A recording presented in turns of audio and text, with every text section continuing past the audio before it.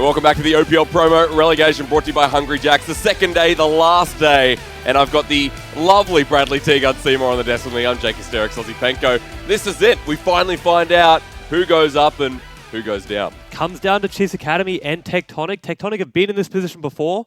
They haven't really broken that groove of being the 7th, 8th team in the OPL, but I think there's still a pretty, or at least up until today, there was a clear, distinct difference between OPL and OCS. There was, but after what we saw last night, it could go either way. Tectonic took 5 games.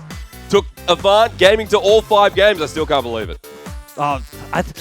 Going into that series, I expected something can't believe it completely different. Yep. But Mark Predith Lewis almost pulled it out. Every single game, he was a threat. He was, I think, the best top laner I have ever seen for the past 2 weeks. And I'll stick with that. I'll stick with that That's a till I very die. distinct time period. I was realizing what I was saying, but was the OPL finals within that time frame? Absolutely. It was indeed. However, today shade. Tectonic will be taking on Chiefs Academy in a best of 5 and see if Chiefs Academy, look, it's going to be a hard ask because Tectonic after yesterday put up a pretty decent fight. They put up a cracker of a fight, but their playstyle coming into Chiefs Academy, just to touch on it for a second, they both play split push. Yeah. Predith against Panda, it's going to be heads butting either one. They both want to carry. I'm looking forward to it. Big task for him. Well, let's have a look at those rosters quick before we get into our 2 other experts who are joining us on the couch. Predith is the person you want to watch, right? Without a doubt. Who else, Mr. Teagun, sir? Well, I mean, we casted the OCS. It's got to be Udisoft for me. That we do. And who else? Come on, give me more than that. You gave me one person. You got no opinion on who to watch. All right. All of Chiefs Academy, obviously a strong lineup. The big thing to mention, Farmer coming in, subbing out Omni due to some visa issues is a big hit for Chiefs Academy. How they approach that, what they do to, I assume, cover for him, because you can't really expect Farmer to come in and be the big carry threat like Omni was. That's true. That'll be probably a focal point for Tectonic. That's a big change, and on such an important day, I think it's going to affect them. Boys on the couch, hello, howdly doodly. Hello. What do you think of this big change last minute? Yeah, I mean, Omni, someone that's actually played on Chiefs Black, which became Tectonic eventually, so he was no stranger to the organization. OG. Certainly was one. And I think not having experience, because that is a very young lineup. On the case of Chiefs Academy, you know, their one veteran player not playing, I think is going to hurt them. And it is pretty interesting. We have a few names that we have seen for a while. Like Swaith was once a Tectonic player. Now he's playing for Chiefs Academy here against his old squad. A little bit of a different lineup there, but split one this year. He was there. Guncrab played a few weeks for for Tectonic in the OPL. Yep. And so it will be interesting coming into the day. And I think the 2 players that are going to determine whether this game is going to be successful is actually the bottom lane. I'm looking at Ayla, I'm looking at Guncrab, both of them young kids coming into this, both of them incredibly mechanically skilled. I think both have very good personalities for the big stage as well. They're more of the quiet, reserved. I don't think their nerves are going to hit them as heavily. And I'm looking forward to seeing whether they can elevate that play. But that's the thing. It's going to be interesting going into Value and Trans, because Value did not have a good series yesterday versus AV. He had a big roughie there. I feel like he needed to put the numbers up, and unfortunately it wasn't. They barely held on to those 5 games versus AV. They were losing every single early game. So for me, looking at Tectonic's bottom lane, you say the matchup's very important, but they really need to be the ones to step it up over the OCS. Kind of ironic, though, because when you look at Guncrab, when he made his debut on Tectonic roster, he came in hard. Chiefs 2-0, Order 2-0. And I think he was the best bottom lane they've had, or at least the best AD carry. The argument, though, is that how much pressure was he playing under, right? Because when you're not playing for your team, you feel like you can win or lose the game, and it doesn't really matter. When you're a sub and you only have to play 2-3 games for the whole split, you're playing fairly loose. Now you're trying to promote the team that you feel like is yours. You feel like one of the star players on into the OPL. I think that's a whole different set of pressure for Guncrab. I'll be interested to see how he approaches it. Yeah. Let's get some predictions off you while you're there, because, I mean, you guys are, here for a little while. Chiefs. Okay. Tectonic, Chiefs Academy. I reckon it's still going to be rough. Tectonic didn't show a whole lot yesterday. They played literally 5 games of red side. And it looked very rough. In saying that, I still think it's a hard ask, especially given that Omni's gone. So I'm going to go Tectonic 3-1. I think a 3-0 prediction is where I would normally fall on this matchup, but I just think Tectonic haven't looked clean enough to be able to secure that. Yeah, right. Normally when we say a team hasn't had to show much, it's a compliment. But I just don't think they have much to show, like, to be brutally honest. I think we're going all 5 games. I'll still give the edge to Tectonic because I think that as an OPL organization, you've had the benefit of, infrastructure, imports, and gaming house, which I think is a little bit too much to overcome. But I do think Guncrab and Ayla are the better bottom lane in this, which is like a big call to make when it's two OCS Oceanic players versus two imported players for Tectonic really does show like what the approach to this series has been. Yeah, no, I agree. I think before this match was coming through, I was talking a little bit about the jungle v jungle matchup. I saw the priority there because I've seen this matchup before where we saw Ubisoft back when he was in, back when he was in the Die Cubs in the OCS, and for Tectonic when we saw that jungler, when we saw Ubisoft make that transition in, I was like, is that the same Ubisoft from the OCS? But I don't know if you guys agree with this, or maybe Tegan, you as well. I don't think it matters too much about the straight matchup. They didn't play recently. It was quite a while. I think it was week 4, week 5 when they actually came together. I think the more important thing is how does the top jungle dynamic work? We saw yesterday that Tectonic, they want to win through Praetor. That was their main goal. They played one game with him on a tank and it didn't look good. They gave up that very quickly. Chiefs Academy, that's how they play as well. In saying that, they didn't camp for Praetor, even though they want to play through him. He got ganked and first turreted, I think, 3 of the 5 games. Praelis was much more active on the map than Ubisoft. In fact, the 2 players that I was very disappointed in yesterday were Value and Ubisoft. I thought they both had shockers. I thought that Shock at certain points had good games. Cassiopeia performance stands out. Yasuo performance from Praetor was very good. I think that Value, Trance is a sleeper, like actually very good player. I think he had a couple of good games, game 4 and 5. But I think that Ubisoft and Value were the 2 that kind of let the team down. And to go even a little bit further in depth of the jungle matchup, for me, Swaith is a guy that we have seen before, and in his time in the OPL, like he was very high risk, high reward. He'd have a really good game, or he'd literally sit in the bot bush, like waiting for a gank for 2 minutes, and Ubisoft, in my head, is kind of that carry jungle player. His most played is like Evelyn and solo queue. Likes to be that sort of jungler. And then he's playing Sejuani. He's playing Gragas. Looked very rough on that. Had a Skarner game. Was a bit iffy as well. So he's kind of being shoehorned into not his main role, but what he needs to do for the team. The one thing I will say is we were very critical of Swaith's decision-making when he was in the OPL. He would engage when people are like 2 screens away on Zac and flash forward, try and ulti people and stuff. And there's just no way his team's going to be able to follow up. This is a big game. Decision-making is going to be arguably more important than the mechanical outplays that you can go for. So I think that he's going to have to show some form of improvement in that regard. Yeah, well, his playstyle is completely different now. He isn't playing the Zac, the engaged champions. He's playing things like Graves more often than not, where he's just trying to 1v1 duel people, carry on his own. And he's given the range to do that through his team's playstyle, where they try and pick aggressive lanes that have lane control so he can delve into the jungle, try and fight for buffs. We saw it against Intuition, where he was bullying out Guts level 2, level 3, trying to pick those fights. So you're absolutely right. And when he was in the OPL, he was playing champs that he seemed uncomfortable on. But now that he's made a return to these more aggressive duelist junglers, I place a higher priority on his impact. Well, let's jump in. Thanks very much to the couch. We'll see them a little bit later. But for Chiefs Academy Tectonic, we now jump in to the best of 5, the one that determines who's going into the OPL or going back if you're Tectonic, or who's going into the OCS, going back if you're Chiefs Academy. I love these bans straight off the bat from Chiefs Academy. Now, Farmer coming in, all he wants is something comfortable, something really safe in the mid lane. Your whole focus now, remove comfort picks from your opponent. No Zillion for Shock, no Rise, which is still a flex. Praetor has shown quite a lot of versatility on that champion as well. Get Farmer something like Karma, maybe akin to, that's almost a season ago at this point.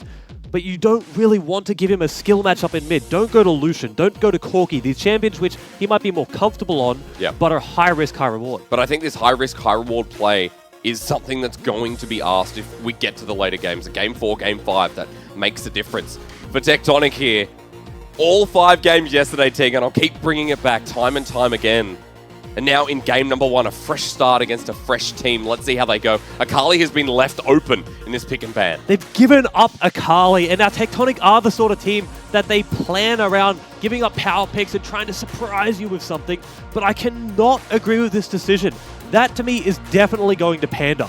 He has shown he is the carry top laner. He wants the reins to the team, wants to lead them to victory. You've now given up an extremely difficult champion to deal with, especially when it gets ahead. Swaith plays through that top side. Sure, he might hesitate, go towards mid every now and then, but without Omni, without that safety net, he's going to be even more focused up in that top side.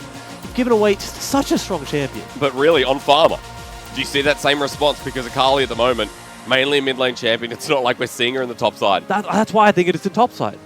Like I said before, I think when you bring in a sub this late, Farmer is not a mid main. He is an AD carry main.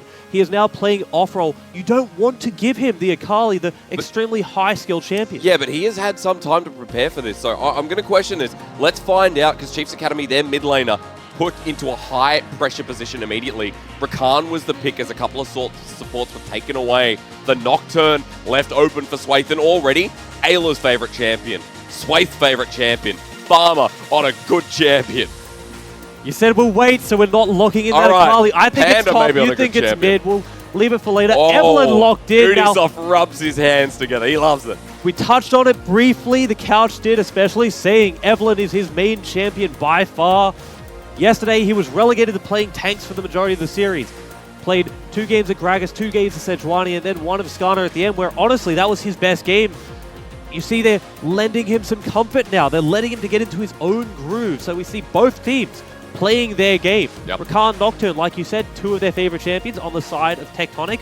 Value showed he liked Tristana. Shen was banned out, I believe, almost every game. Apart from this one. And now they get Shen. Assumedly that goes towards Trance. Talking about assumptions, though, Tectonic banning away the Orianna, thinking that is going to be an Akali top. And right now, Tegan, you might be right on the money. Yasuo taken as well. Well, again, just to play devil's advocate like you just did, Orianna is simply a stable ban. It's such a stable mid lane that you're removing those comfortable options in the mid from Chiefs Academy. Again, your focal point is going to be punish Farmer, punish the sub. That's what we saw them try to do to Pluto. Pluto was hidden away a little bit on Swain and then grew out of his shell, had an incredible performance in Game 5. Yeah. Will we see that happen from Farmer here? Same high-pressure situation, extremely difficult position to be dropped into. I really want to see them just put him on something safe, let him get comfortable before branching out. Okay, well, Game 1, I mean, he has the option to go either. At the moment, Tectonic slam lock in the Syndra after the Xayah and Fiora ban. So top side being a bit of a priority towards Praetus. And a Yasuo ban. Yeah. Syndra right here, very, very difficult to find just a true counter at this point. Right now, you're going to be picking something into it again. Karma, exactly what I was expecting, can play that lane extremely safely. Play it from range, wave clear, don't get into danger. Syndra obviously wants to be able to duel, to try and blow you up and then roam. Right. With Karma, you can wave clear and then impact in the river. So Make you're right. sure that Shock can't just go where he pleases. Yep, definitely right, though. It's going to be an Akali topside to Panda that 100% confirms that with Rakan down in the bottom lane. Now we're looking for an AD carry. Chiefs Academy, couple options available. Nothing was banned. And Gunkrab, his favorite champion, the one he came through on Tectonic and slammed down Chiefs. This is a return to the first week. Well, hold on a second. Poppy What? top. We haven't seen that for That's a while, not a carry. especially from Praetor. Yeah. Now, I'll touch on that in a second. For Chiefs Academy, as they've round out their roster, this feels like a return to the Week 1, the Week 2 Chiefs Academy, where Gunkrab was a main focal point. Coming towards the end of the season, and even in the semi-finals, the focus had shifted. Panda was your carry, Omni was your backup. Gunkrab was relegated to being the person who flex picks went to. They picked Quinn, they picked Jace, these champions early, and if they didn't like the top matchup, they sent it to Gunkrab. Now they've given him Kai'Sa, a champion that is extremely strong. You're able to carry on it, you're able to be aggressive, which is how we know Gunkrab likes to play. I can't wait to see how he impacts the map because he has 2 supports. Yeah. He has the Karma in the mid lane. Rakan for his engage. We saw Jake yesterday playing exceptionally well on the Rakan. Chiefs Academy, to me, built a great squad that will play towards their strengths. And then over on Tectonic, the Poppy top, the final lock-in, something they held. Game 2 yesterday, they picked a tank in Maokai. They did. Praetus didn't look comfortable. Right here, they've picked Poppy. And yes, Poppy is quite the strong duelist. Can be played like that. Has a lot of counterplay to Akali, which I'll touch on in a moment. But you said it yourself, it isn't a carry. It is not a carry. And Panda, someone who, in the OCS, if you haven't been watching, has been dominating that top side of the map, is part of the reason Chiefs Academy beat Intuition out 2-1 in the grand final. Now, all the weight is on them once again, this time in a best of 5, this time against an OPL team that brought Avant Gaming to their knees in a best of 5 yesterday. And it was on the back of players like Praetus, like Shock. We'll see if they can do it again because they're Chiefs Academy, their mid laner. That is not their normal mid laner. Farmer's been put on something quite passive. And now it's his time to shine and get Chiefs Academy where they need to go. That's why I was saying I really like the roster they built here. They played to their strengths, they acknowledged their weaknesses, and overall have built a very versatile composition. You said it yourself, Swaith on a favorite champion. Isla as well, on a favorite champion. Gunkrab back to his roots, his carry champions. Panda again on a carry as well. Everything they've done screams to me they've done their homework. They knew how Tectonic would like to play, which is a carry in the top lane. They've met him head on with their own one. Tectonic, on the other hand, they've went to comfort as well. Yeah. Evelyn on Ubisoft, that's something we didn't see yesterday. Shen on Trance, again, something we didn't see yesterday. So complete turnaround from their series against AV. But a good way to start out against a new opponent, Chiefs Academy. Tectonic looking to get back into the OPL. It begins here with the final OPL promotion relegation match right here, right now.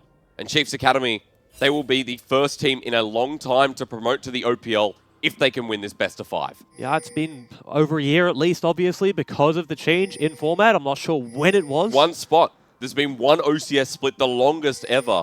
And there's only one spot. Before there was 2. T-Gun, I mean, you promoted? I've promoted. I've been around the promotion relegation series plenty, and honestly, it's never a fun experience unless you are the OCS team.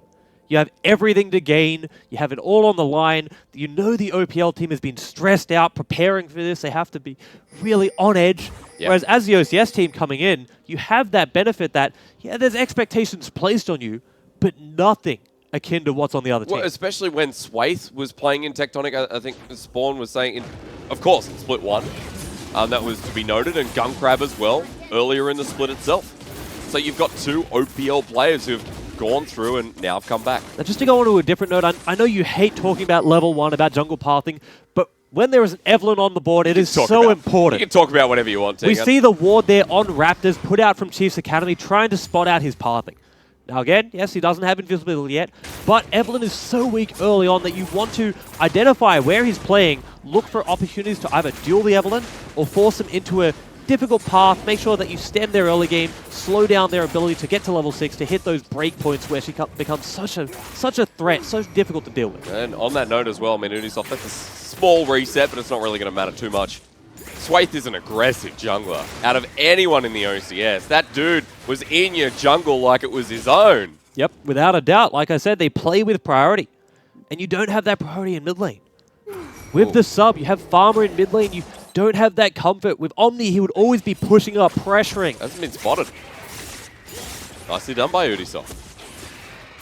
Hasn't been spotted, but I think Swaith knows exactly where he is. Swaith is clued in, says yes, he's probably doing a full topside clear. Going to end up top here. And pathing is now not even an issue, ended up on neutral sides. Back to the mid lane for me. Farmer on this Karma. I said he was going to play passive, going to play that supportive role. The problem with him playing passive is Swaith is used to playing with Omni, used to playing with that pressure in mid lane, and Karma is a champion that can generate pressure, especially after first back. Mantra Q is going to clear the whole wave. If he can get to that point, how does he get to that point? We're not seeing the Karma now anymore where we go full Athenes, no. No support items. All right. Well, you might still end up with a supportive build, but going Redemption, going Ardent Sensor, going Mikhails, these items have been neutered. Your Mantra Shield Sorry, what? Neutered. Gutted. Ah, right. Oh, neutered. Right. Sorry, I didn't understand what you just said. Oh my gosh. Oh, it's game 1 hysterics. I know, man. After... Wake up. Yeah, look, I'm here now. I'm here now at the very least. Well, at the moment, seeing a small push in the bottom lane, and on the couch, they're talking about the bottom lane being priority, talking about the bottom lane being the focus, but right now, we're looking topside, Tegan. Forget it. Praedith hasn't spotted this one out. He's playing with respect. He knows the Akali is such a strong duelist, and he is in a bit of danger here, so he's sniffed it out himself, even without really knowing where Swaith is. Well played by him. He might have just got himself in trouble. He wards the river. Swaith behind him. Ubisoft coming topside. Praedith just runs into him. Not going to get the fear off, so Praedith well played all the way out.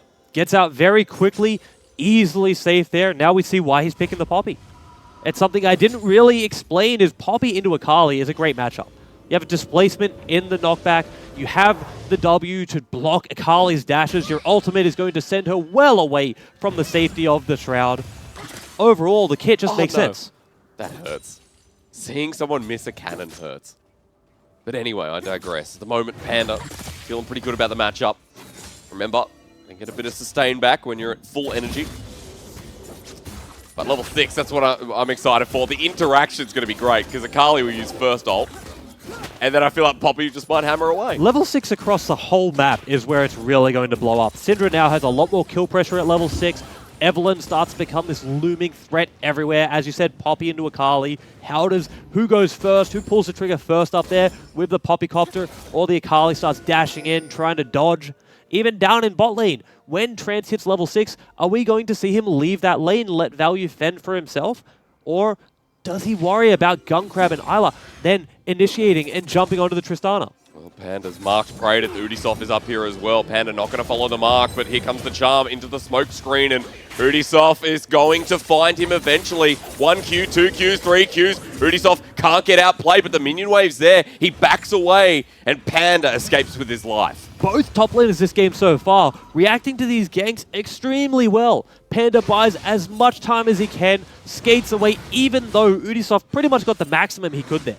Got in, hit every ability, got all of the damage down, and just wasn't the kill threat that they needed.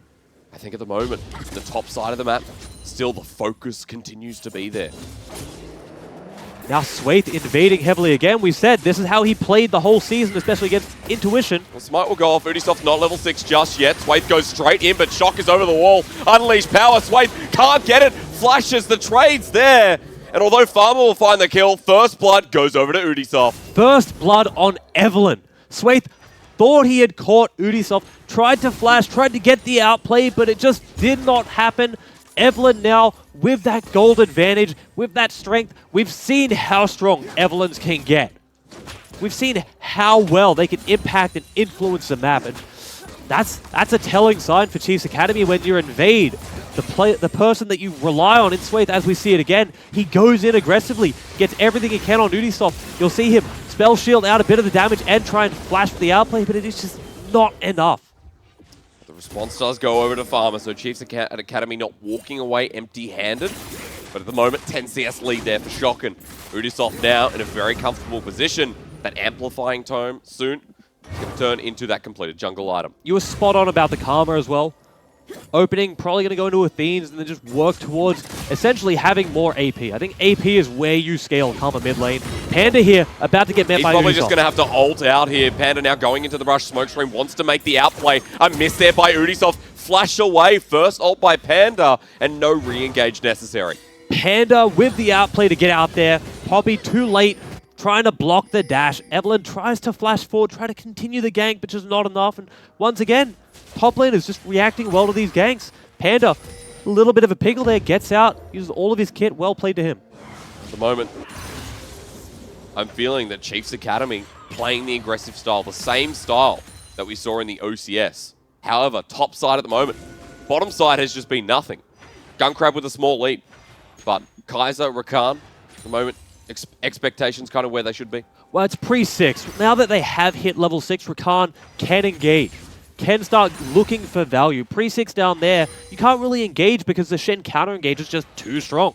We know Value and Trance, they don't tend to take very big risks in bot lane. We saw that all of yesterday. They were the more conservative lane. They know how strong they can be out of lane. So they don't take those risks. And into Rakan, especially with Cleanse, it makes a lot of sense. Side note, who do you prefer blue? I know with a Syndra, you'd put the blue on Syndra, but like 10 out of 10 times? Yeah, without a doubt. Evelynn? Without a doubt. Oh, that's because, of course, when you go invisible, you get 33% of your mana. Also, you want Shock to be able to just completely bully Farmer as best as possible. Okay, all right. Robbing him of blue buff really hinders that. Farmer can survive without blue buff on Karma, so Shock does desperately need that. Bottom lane's actually moving up, T-Gun, so a bit of spicy mid plays coming shortly. As Udisoft steals away the Raptor camp. Oh, not turning on Syndra, though. No, we're just going to talk about Paranoia. Scatter the weak will stun him up, and Swayth is being jumped on. Bottom lane's there. Farmer slows them down, but Shock has ulti. Does he have enough mana? Shortly he will. One more hit. Praetus comes in as well, and Swayth has no choice but to turn, but it's too late. Tectonic pick up one. The 4-man collapse.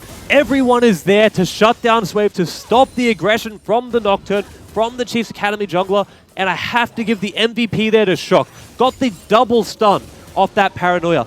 Shut down Swayth and Farmer. If he didn't clip Farmer, surely he was dead there. Karma would have laid down enough damage to clip him down, but double stun, extremely well played. Tough situation to get himself out of. Especially now that the kill went over to Value in this bottom lane, getting something as we look at Swaith once again. Watch this double stun here from Shock. Gets Swaith and Farmer completely useless in this game. Value and Trance now, they roamed up before you saw it. Chase Swaith up, no flash available for the Nocturne. Praedyth very quickly coming down the river as well. The whole team in sync there. There were 5 members mid at 9 minutes in the game. If you're mid laning, you go, what the heck is happening? Well, that's priority paying off.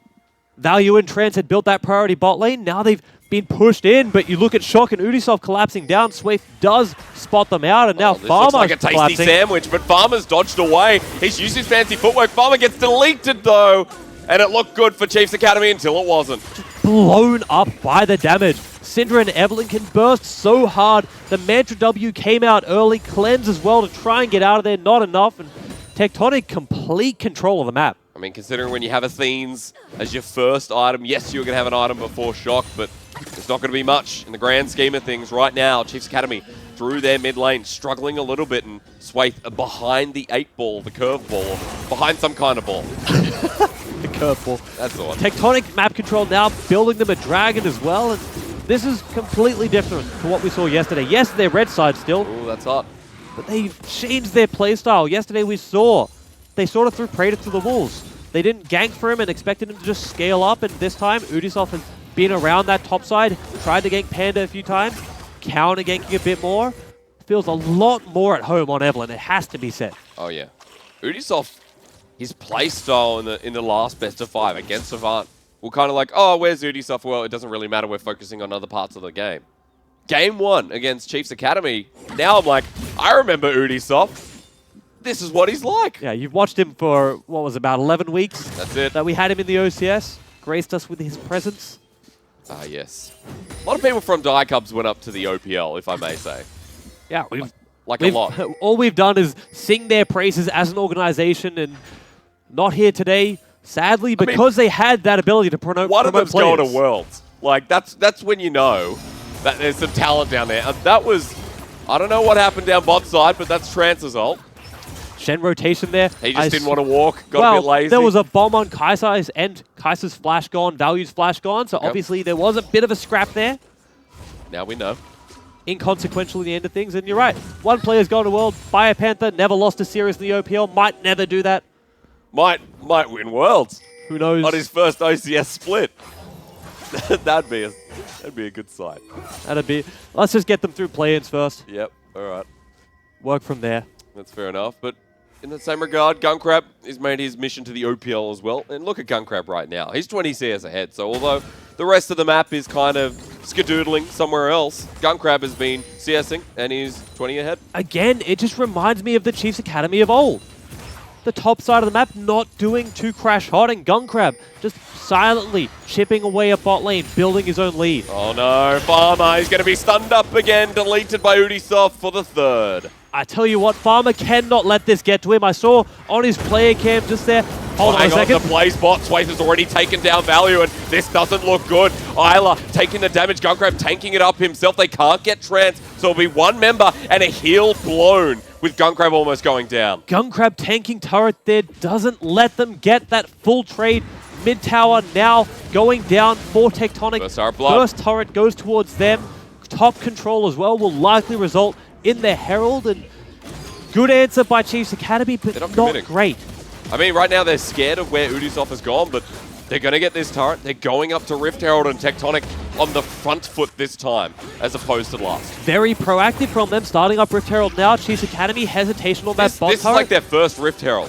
It is. Yesterday against Avant, they did not pick up a Rift Herald, if I am not mistaken. 5 from 5, I believe it was for AV. Correct me if I'm wrong, but yeah, Tectonic, there's the first one. Someone's going to pick it up, though. There we go. It was Trance. I think it's been a long time since we've seen a team not pick up the buff. Yeah, I don't want to talk about that. No, I think no one does. I think at the moment, Tectonic going to have a lot of freedom. That mid lane is pushed in quite nicely. There is such a big CS lead on Shock. You know where that Rift Herald's going. You know that Luden's Echo Syndra, if anyone contests the Rift Herald, is going to have a party. Well, I wouldn't be so sure Rift Herald would be thrown mid here.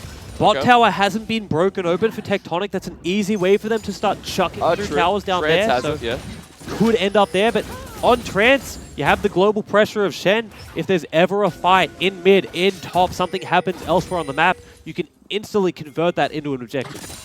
Well, Value and Trance are still down here. It's Panda taking the lane for himself, and over the wall. I'm not sure when Trance is going to drop it, but expect it soon. At the moment, Panda, he said not a red-hot start. Now against the bottom lane, does it continue not to be red-hot? Well, it's not red-hot, but it's not bad. He hasn't really had anything happen up top. He's just slowly been progressing. Rift Herald dropped by Trance will make short work of this tower, especially with Tristana. Yep. Do they get a second charge, though? I would hazard a guess. Yes, the answer from Chiefs Academy is not much. There's Swathe, there's Panda, and no one else. Gunkrab showing himself up top. Everyone else had just recall. I mean, they're all coming down. Gunkrab's backing as well. Predator's walking top but has TP. Rift Herald is going straight in. There's the zoomies. Chiefs Academy want to contest this T-Gun. This scat of the week. They'll get Rift Herald and Tectonic are out. Yeah, saving that second tier there is honestly more than I expected them to be able to do. They were still showing. Gunkrab top, he was never getting into that fight. People trickled in slowly, but they're able to stem the pressure there. Pretty big for them to really hold that second tier bot, especially if you do want to see Panda start succeeding in the split push scenario. Halo almost got caught out there.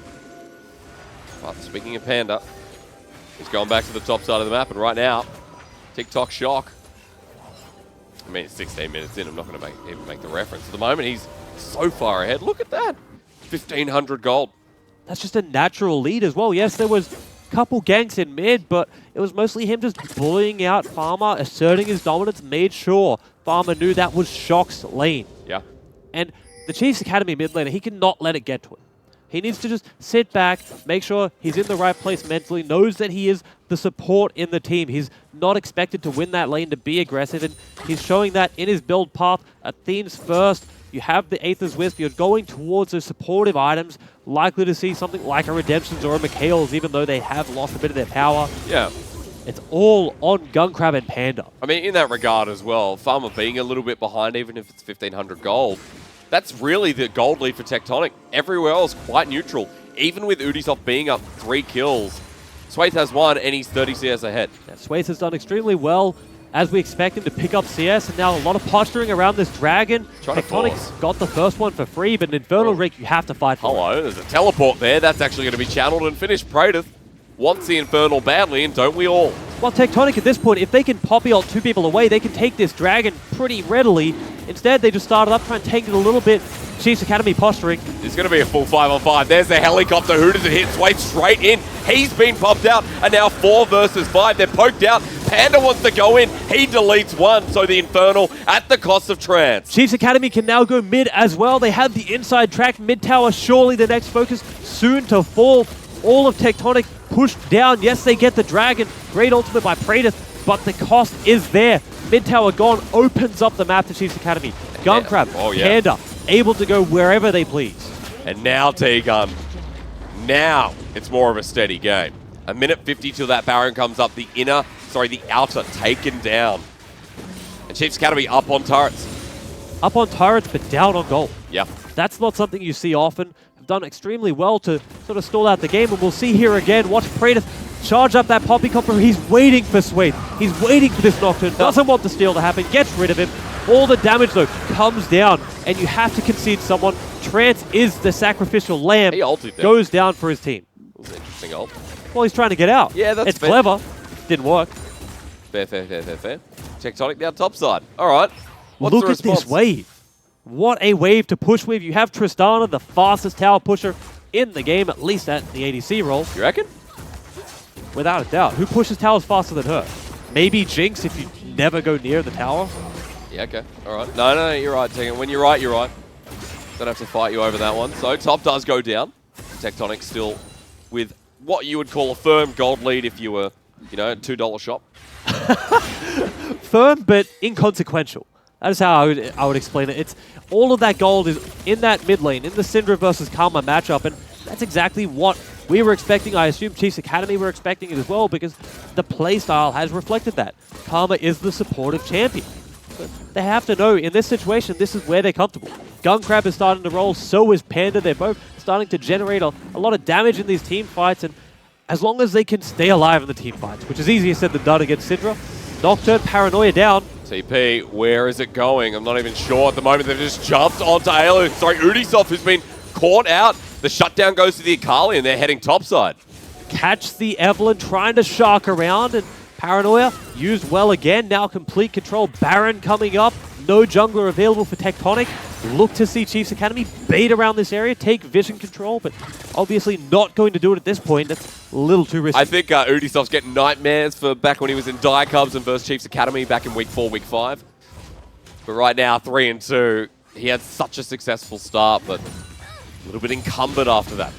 Well, it's just the playstyle of Evelynn. You need to put yourself in those risky situations to get the huge payoff.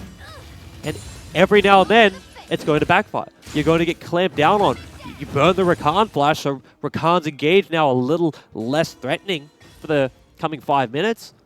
But it's still just risk versus reward. Is it worth it for Ubisoft? I would say yes. They need to be winning fights due Tectonic. Yep. They cannot simply relax, go back to that playstyle where the 4 of them group sort of stall out objectives, don't let the opposing team take objectives, and let Praetor push through the side lane. I mean, you can't do that. Not going to happen this game. Poppy's just not going to have the same effect. And again, mentioning the point yesterday when it was like, hey, Maokai, are you going to sit in the side lane or are you going to come fight with us? He's like, well, no, I'm a Maokai, so I'm probably going to see you boys soon. To that regard, all right, Poppy has looked extremely strong compared to the Maokai game. The ultimates have been useful. Every time he's been with his team, he's been impactful. That fight on Dragon could have easily been 2 or 3 people going down, but the Poppy, it staves off that engage. You throw up the W, you kite your team away, and suddenly you're only losing 1 person when you should be losing more. So the pick is making a lot of sense. Praetor is making it work. It's just a very different playstyle than we saw excel for them yesterday. I think it's hard for us, again, to justify after what we saw yesterday, after Tectonic taking a... We just want to see Praetor carry again. Yeah, that's all we ask Let's get down to it. Him on a carry was so impactful. He was dictating the game. We're just greedy like that. Hello, Panda. He's going to be caught out. Ubisoft's behind him, but I'm not sure he's taking the fight. And Panda now knows there is a sneaky Evelynn in the bush, so he's walking towards the bush. Just as a note, the small things in the game that people might not notice is Panda backing away there so quickly without any vision of anyone. The playstyle changed there from Praetor. As he is in that 1v1 versus Akali, he doesn't want to be taking trades straight 1v1. He wants to be clearing the wave and backing off. For him to go up aggressively like that, in Panda's head, he's thinking someone's here. Someone's got to be backing him up for him to walk forward. That's why he's so readily and quickly able to make that decision to back away and not take the fight. Yeah, that's right. The moment he backs away and picks up his second item, and maybe now he's going to pick that fight. Not on the 1v1, but the fight looks to be grouping up in that mid lane. Tectonic's still not in a firm lead, but they have an Infernal, they have a Cloud Drake, and as I was saying, Praetor picked up his second item there, and Panda on his way to his. They got the Infernal Drake, but they had complete control in the Dragon area before the Drake spawned, and now we see that flipped on its head. Chiefs Academy, 30 seconds before it spawns, taking vision control. Pinks are already out. You have deep vision as well to spot people. Big grouped fights. If Praetor does not do his job for the team, stem the aggression from Rakan, from Nocturne, from Akali, we will see Ayla, we will see all of Chiefs Academy dive on in and hit those priority targets. The Syndra, the Tristana, even the Evelynn. There's a reason Ayla got priority banned away from his Rakan every single game. There's a reason why Gunkrab did not get his Kai'Sa, and you might see it here. Praetor's walking into the brush first, knowing that there is a trap. They're going deeper towards that Infernal Dragon that Tectonic have to check.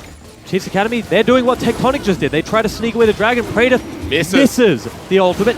Now you can engage, you can get the Nocturne there. He's going to go straight on in. Swaith gets the steal onto the Infernal. The fight's there. Wombo combo again. Ayla finds absolutely everyone. Gunkrab, look at him on the back line, deleting everyone. Praetor gets him into a wall, but Chiefs Academy have won this fight. Panda's running away. Value will get some semblance of a trade, but it might be too late. A 3-for-3. Gunkrab chasing down. Ends up being even, but a close call. You say even, I say Swaith got the Dragon. That's a win for Chiefs Academy. All right. Yes, 3-for-3, but where do the kills go? It all starts from Poppy missing that ultimate. We know Swaith is going to go for this Dragon. Gets the steal. In the backline is Panda. Now Ayla gets everybody with the ultimate, runs through the whole team. Gunkrab, aggressive as we know he would play, goes through everyone. Trance, by the way, sneaks out in that pixel push. Shen ultimates away, helps Value chase down Panda. Equal fight, yes, 3 for 3, but Infernal Drake for Chiefs Academy stops that scaling difference, makes sure Tectonic can't sit back and play for the 40-minute game. And giving a double Infernal away to Tectonic would have been huge if Chiefs Academy did not steal it away. So they balance it out just that little bit. At the moment, you're looking at the bottom lane again because Value is 3-1. On his way to the Hex Drinker, the Maw of Mount Mortius. Gunkrab has just picked up the Gwiznus. 2-item Kaiser. The AD carries. Spawn was right and never... Look, Jake number 1 knows more than Jake number 2, but number right 1 here, for right a now. reason. Yeah. So, we're looking at the bottom lane once again. Both bottom lanes even. Value last series, like was touched on before the game, didn't have a crash hot series, and today Value looking worlds different. 3-1 on the Tristana. He is the carry threat for his team. Early in the game, it was Shock, dictating that mid lane, linking up with Ubisoft, being aggressive, and now we're looking at Value, looking at the damage he's dishing out in these team fights. If he wasn't able to pick off people at the end of that fight, chase down Panda, Chiefs Academy would have ran away with the team fight there, possibly get an extra tower off the back of it. Instead, it comes out close to neutral. Still a win for Chiefs Academy, still the dragon that they so desperately needed. Yeah. But the main thing we haven't even touched on is Panda comes away from that fight with even more kills. That's right. Even stronger in that side lane battle. Praedyth now still playing that tanky role, has to get a little bit more scared as the game goes on, and Panda, he will readily jump into the backline as he just showed. And still after this, Tectonic are in the red side jungle, and Chiefs Academy are wondering where they are. No vision really on the bottom side of that map, and Panda just has to hold at the inner turret while Tectonic run amok on the bottom side of this map. But Baron is the top side. Chiefs Academy happy to give up control where they want to take it. Yeah, Chiefs Academy, they've made their mark. They said, you know what, Dragon, it's gone. Don't need to worry about that side of the map for a long time. Let's refocus, reset all of our vision. However, Tectonic have snuck a ward. AV did this 5 times last night. So Tectonic, if they haven't learned by now that that brush is bad, then I don't know what will.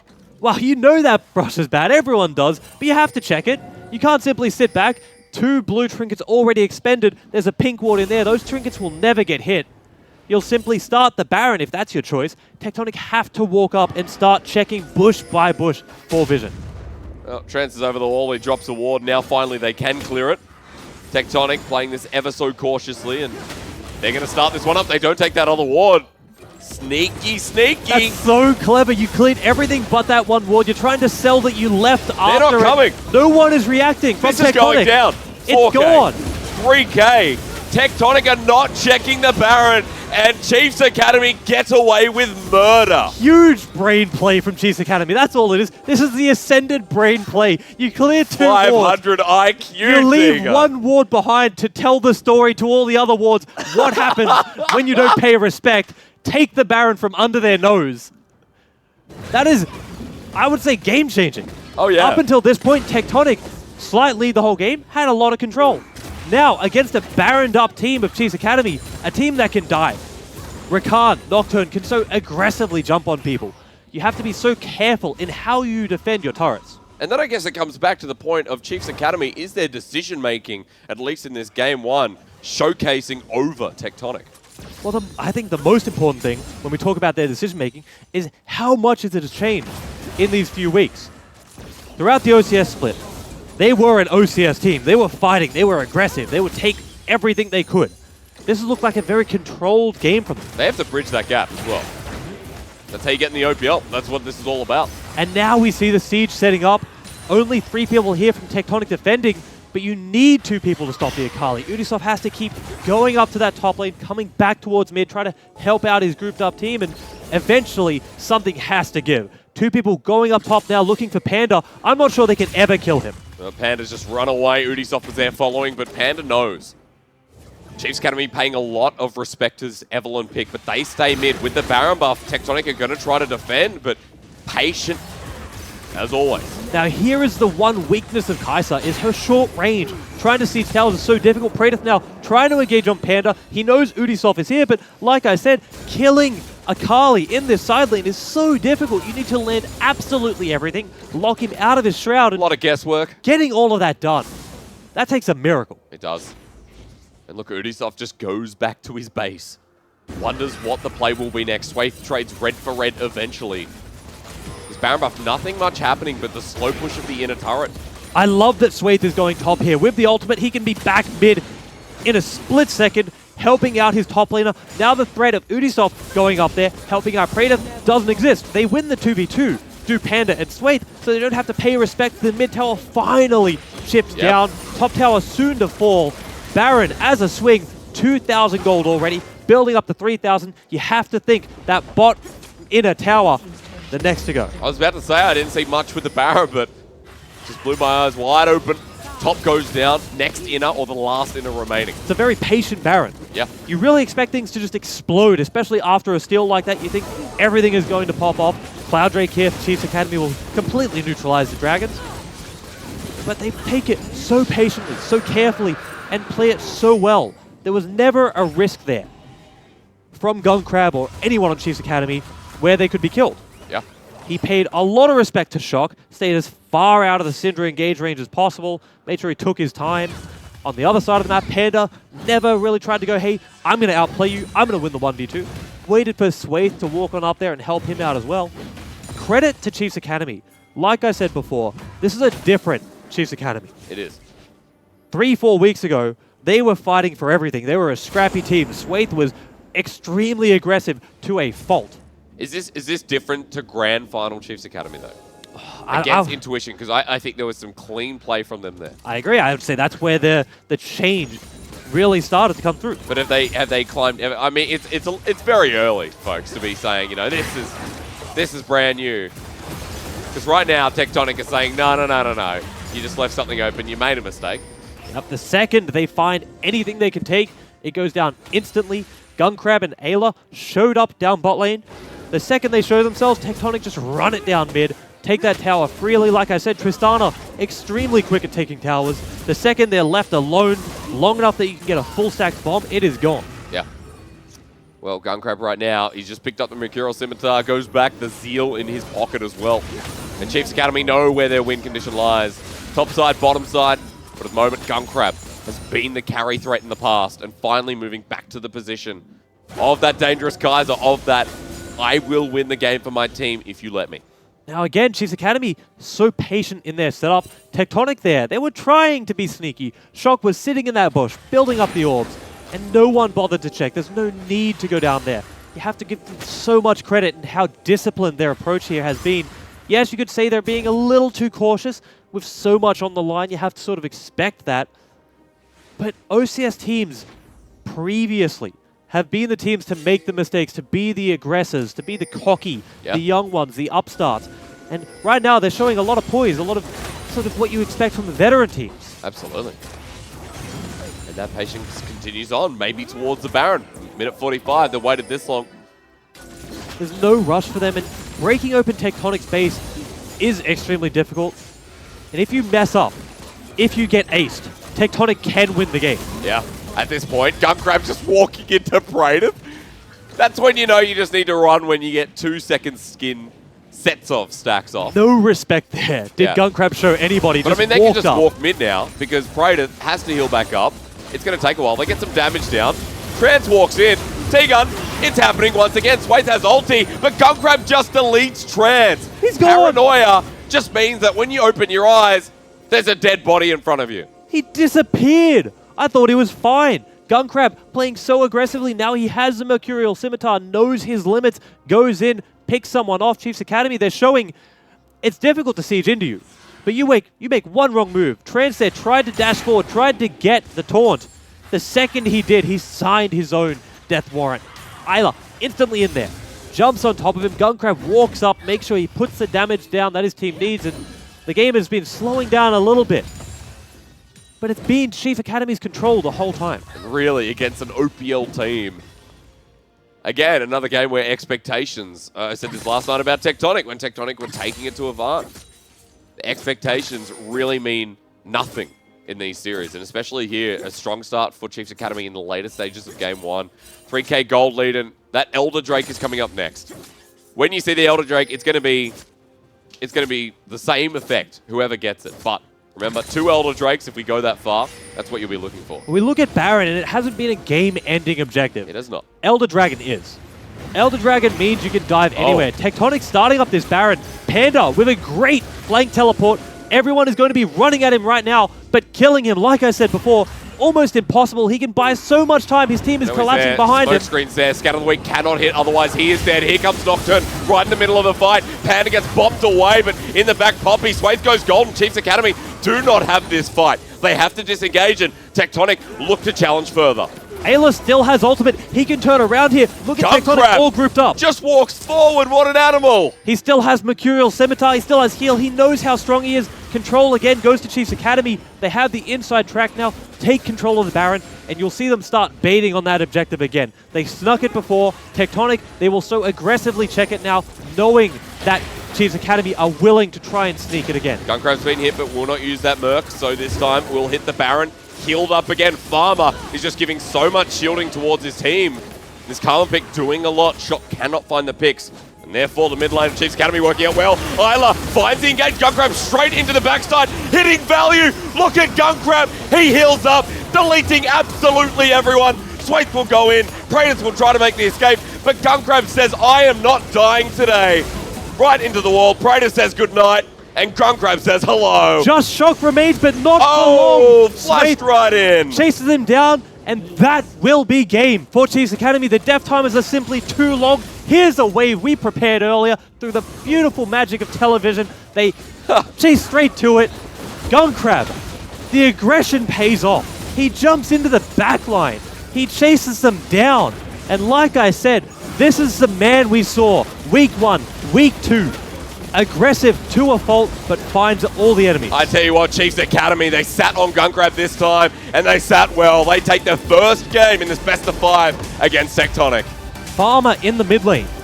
The big question coming into this series, how does he hold up? How happy would you be? Look at Swathe. He gets through the game, is able to get to the position which he was building for, to be the second support, the true support essentially, because Ayla was the engage, and Guncrab, with all of that utility behind him, it pays off. I think for Chiefs Academy, game 1 as a start is all you could ask for. Now you have that momentum in the series. Best of 5 is very intimidating going into it. Chiefs Academy, the OCS team to lead the charge.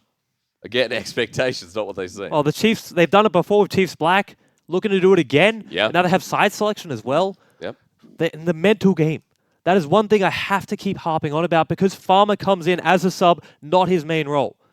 He gets through the laning phase, a little shaky. Shock builds a lead, and there wasn't really that much that happened after that. Yeah. He sits back, plays a supportive role, and He's still 120 CS down by the end of that game. and it didn't matter. It looked like Chiefs Academy hadn't missed a step as a team. With a sub that they've had, I wouldn't even hazard a guess a week. Yeah. Because this was a visa issue that has locked out Omni. Yep. They looked very comfortable. They definitely did. Chiefs Academy, game number 1, leading the charge against Tectonic. Game 2 coming up with the OPL promo relegation right after this.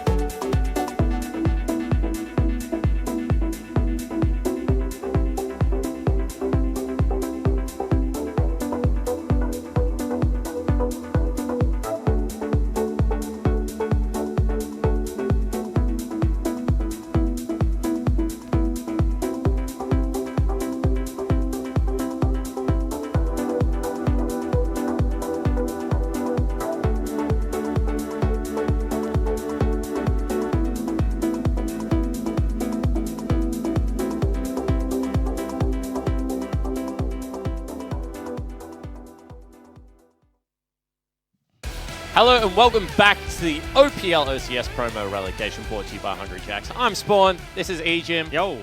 And before we get into any analysis, Bryce, Okay. I feel like we need to talk. All right, what about? You have a problem Problem with what, mate? with Twitch chat. No, I was just asking the people what's the best Twitch emote. And it's obviously Stinky Cheese. Ratty didn't agree with me, but he's wrong. He's using the noob emojis, like a noob. It's Stinky Cheese. You know what else is Stinky Cheese? Picking Shen with Poppy Top. That's Stinky Cheese. How about that? You got modded Yesterday. Yeah, and and the I'm power has already flooded to I'm your taking head. full of. Hey, man, I can post Stinky Cheese in Twitch chat, irrespective of if I'm a mod or not. It's Whatever. fine. Anyway, one of us watched the series upstairs while the other one shit posted in Twitch chat, and I thought, yes, the draft was very questionable. And I thought, more importantly, that Omni filled a void for the Chiefs Academy roster. You know, he was able to push out mid lane a lot, had a lot of control in the OCS when we were watching it, allowed them to play towards that top side. Well, in this game, you know, mid lane down 100 CS, Shock wasn't able to get that much done, however, and they were still able to play to those two strong side lanes, which, in my opinion, is something that an experienced team like Tectonic should be able to shut down. Yeah, should be able to, but I feel like the draft kind of hindered them somewhat. I was joking about the Poppy Shen thing, but that's absolutely. I feel like what happened that draft is you look at Farmia, like he's not a mid laner, so we can leave Akali open on red side. Tectonic have now played their 6th red side game in a row, which is a little bit rough, I think. And then Panda's like, no, I'll yoink that one because they wanted to get Akali Shen, but as soon as that happened, they feel like maybe their only option is that Poppy into the Akali, but then they've already got Shen, so it's kind of just disastrous on both fronts and just allowed because the Karma has like a cheap item build. She goes Athene's into Ardent, they can play through Gun Crab. Panda did very good on the Akali, and it kind of hit that weakness because going down 100 CS is a weakness. But the fact that it just didn't matter that game was super rough. Yeah, it certainly was. And the reason that you take Evelyn, I think, in the draft, which was maybe the other thing that stood out like a bit of a sore thumb, is that you want to attack the side lane. It's one of Ubisoft's better champions. I think that what they discounted was Farmer was never going to go to a side lane. They were going to pick him as support. They were going to try and death ball. Evelyn, quite frankly, I'm an Eve player. I've destroyed you on Eve a couple of times. Have you? Yeah, I reckon I have. Okay. But, Questionable. come on. Just keep going. Yeah, you want me to pull up? Anyway, Evelyn against 5v5 team fighting, very bad champion. Like, not even mid-tier, like very lower tier. Unless you're mega fed. Yeah, not ever going to be able to catch out the Akali in the side lane because Panda just had all the safety in the world. Yeah, he got to a point where he could 1v2. Poppy really not going to be able to shut him down in terms of kill threats, so interesting there. I do like that Ubisoft went towards the Evelyn. Do you? Well, not in that composition, but the fact that Tectonic yesterday, they showed that they played this very, like, we'll just let AV win the early game, whether it's through, like, willingness or just lack of ability to contest it. But putting him on the Gragas, putting him on the Sejuani looked incredibly rough. Giving him something he's much more comfortable on, because he had a very good early game of the Eve, right? He was like 3-1, I think. Swaith was down. Was up in farm the entirety of the game because the Eve was ganking, but was down on the Nocturne as you expect. But as soon as they got to group up, as soon as Ayla had the ability to go around those dragon fights, Tectonic had to funnel into chokes. They got those engages, and it really just looked super rough from there on out. Yeah, the problem was they couldn't team fight. They had a Shen, not a good team fighting support. They had Evelyn, not a good team fighting jungler. Poppy, not even the best team fighting tank, to be perfectly frank. So they had absolutely no team fight with 2 carries that needed to team fight. So their comp, a little bit questionable. They've got themselves an Alistar now. He's a good team fighter. Certainly is. Arguably the best team fighter in the game. Malzahar as well as Nocturne. Shen taken away. Akali, Ryze, Zillion banned away by the Chiefs Academy. Alistar locked in for Trance. And once again, it is just going to be Guncrab grabbing himself that Kai'Sa. And the actual hover of Urgot. Is it a shout out to Shock, or is it like a Panda, I'm actually going to blind pick Urgot top with Spellbook, like all the LPL top laners, you reckon? Yeah, I mean, well, maybe Farmer plays it because he is an 80 carry player. It's going to be a Braum instead locked in. Denies the potential Ornn pickup if they want to go full Really team like that one. Ornn, other than Braum, other than Alistar is probably the best support on the patch. Arguably so. In these games, I put more priority on Engage, but Braum in isolation is probably better just overall. You talked about the Kai'Sa for Guncrab. The fact that he is just diving the backline constantly, that dash over the Raptor wall into the flash to clean up the back end of a team fight. He just plays without fear, and it's really netting them super big leads here. That was Trance and Value who should have had the early advantage in the bottom lane, and unfortunately weren't able to leverage that one. Once it got to level 6, Trance stuck around in lane on the Shen. This time, he's getting the proactivity for the laning phase like we saw yesterday when they got to Game 4, when they finally took Pluto off the Swain. They tried to go aggressive. It looked okay in the laning phase, and they're doing a similar thing here today. And the crazy thing for me is how young this Chiefs Academy lineup is. You're getting a look at them on your player cameras right now. They're babbies. Because you're an old man, mate. It is. I am very old, so maybe I'm a little bit biased here, but you love to see it, Bryce. You honestly really love to see it. That's Ayla on your screen right there. This is a very young lineup, and I think that in that game number 1, the nerves would have been at the maximum. Yeah. They played themselves into the game nicely. There weren't too many early game mistakes, maybe a couple of jittery plays like that flash in the Raptor pit by Swaith. Yep. But apart from that, they approached the late game team fighting well. They had one opportunity to win the game. We were talking about it. They were about to get outscaled. Yep. They took the Infernal Dragon fight that they needed to be able to take, were able to pick that one up. Their decision making was good under pressure. And now the ball really is in Tectonic's court. And that's the thing, right? Chiefs Academy playing with such confidence as such a young lineup can only get better from here as we do lock in another safe mid laner for Farmer. It's not going to the extreme extent that the Karma was in game number 1, but still you can just play that kite back sort of style over the Orianna ball, over the Braum shield, stuff like that. You can play fairly similar there. Everyone plays Ori. Yeah. If you get mid lane filled, which a lot of people do, Orianna is one of those champions that everyone has dabbled in the past. Yep. Very good control mage. The other thing I was going to mention about Chiefs Academy just quickly, I don't know how much T-Gun as well as Hysterics hit on it, but it's also good to see Denny in pacing behind them. Yeah. Long time stay. Used to be an 80 carry player back when I first started casting the OPL. Yep. Was one of my favorite 80 carries because he kind of had that zone that if you walked in, he would try and fight you no matter what. He would die for it lots of times, but he would also just try and kick you out of the zone as often as possible. I think he's put together, once again, a fairly good draft. If that's a Zac, has that Wombo look about it again, and you can also kidnap people out of the Kindred Altar. Yep.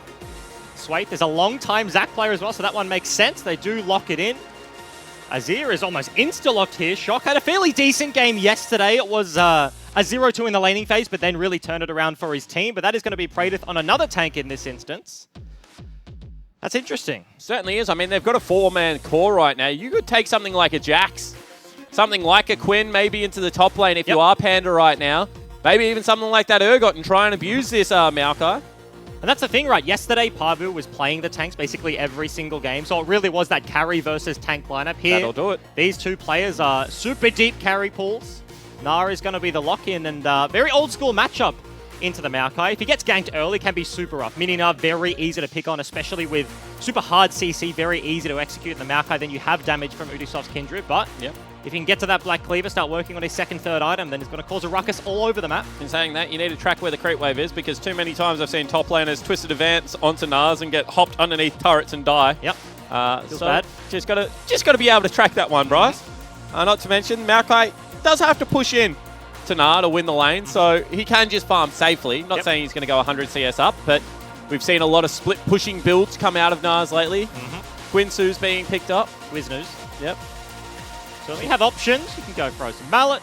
Yep. Black Cleaver Fromo, which is the old school one. Rapid Fire Cannon. Yeah, or you could even go Wit's End in this composition. You're double against AP. Double AP. Going to be interesting. Range advantage certainly favors the Tectonic lineup as we progress later on into the game. Absolutely. Tristana. She doesn't get move speed, she gets range, Jake. We learned that one yesterday as the game progresses. Azir, you have the OP combo in the Kindred ulti plus the Azir. You can just stand and deliver inside that zone. Nothing you can do. And if your enemies try and jump in, if you're a Zac, if you're a Braum, if you're a Nard dive in the backline, then Emperor's Divide is just going to shove you out of that one. So they have a very well-rounded comp in terms of team fights there. It's traditional 4-1.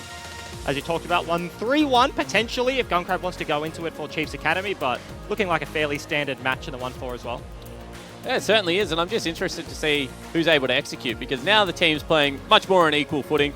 Akali is pretty much that first game free win, in my opinion, and you saw Panda play it to great effect, so see whether the Gnar is up to the same level as we are onto Summoner's Rift, game number 2 between Tectonic and Chiefs Academy. And you feel like if Chiefs Academy go to match point here and get 3 cracks at it, they will close it out. Because they are kind of that team that they can play very aggressive when they need to. They have the deep champion pools, you know, maybe you get a Quinn game, maybe you get a Jace top, and all of a sudden it's looking a little bit rough. But Tectonic still have a shot here to bring it back to match point. And that's the thing, I feel like every game we saw yesterday from Tectonic, they looked like they were scared. Game number 1, exactly the same. They're just a little bit too hesitant on these plays, whereas you contrast, Gunkrab is diving the backline as a Kai'Sa.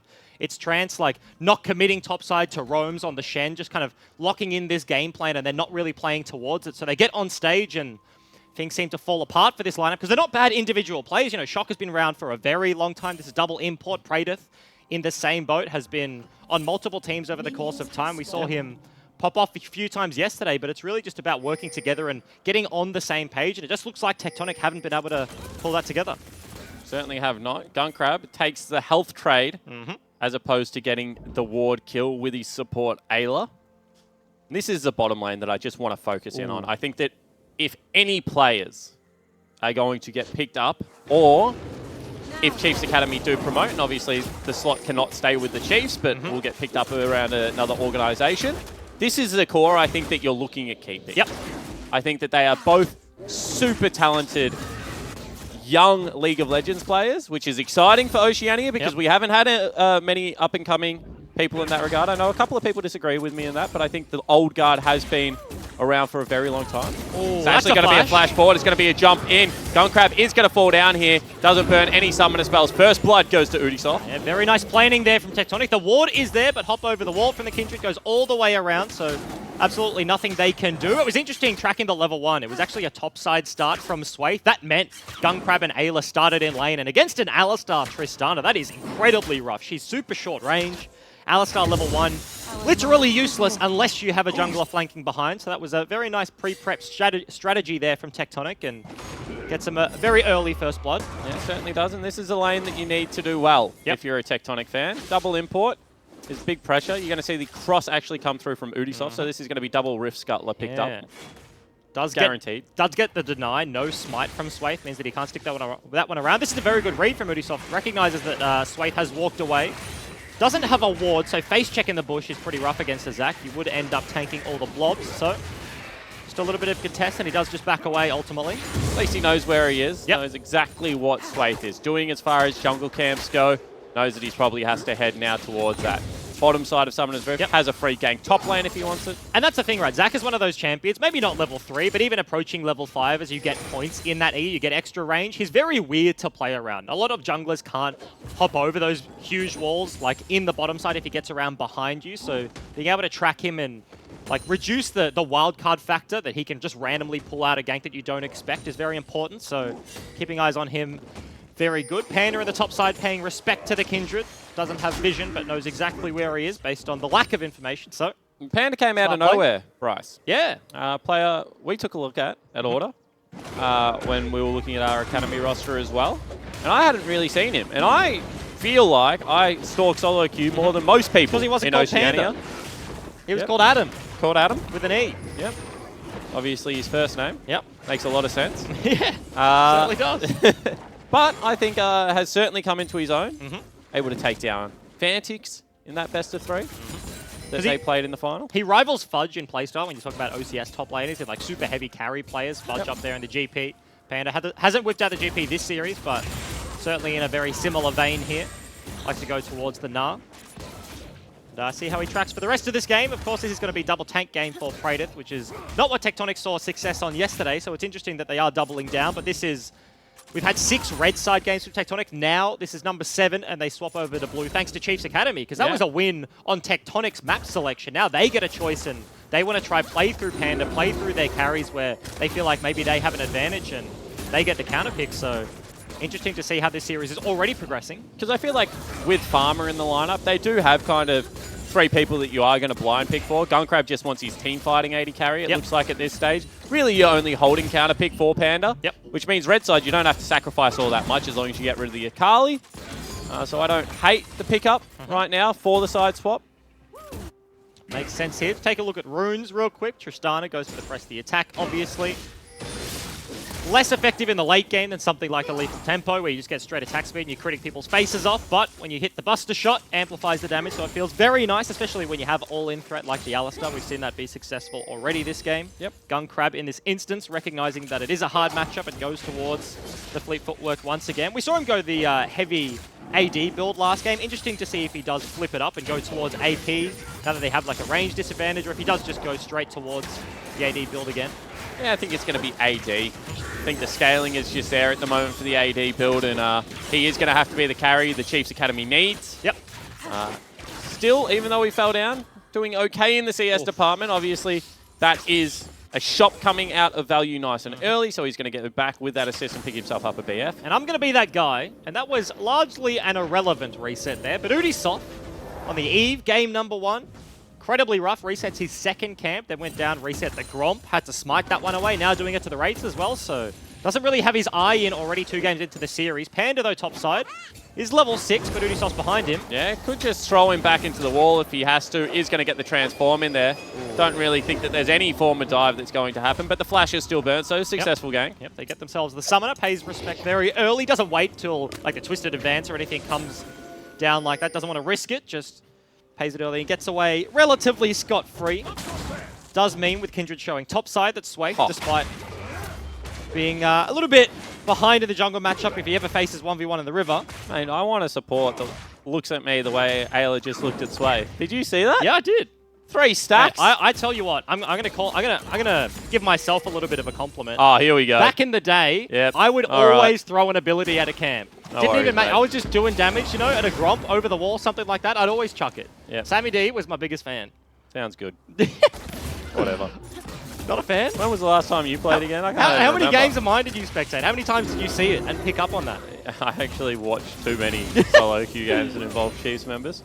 However, looking at this laning phase with the first blood, about 1,000 gold worth of money going over there.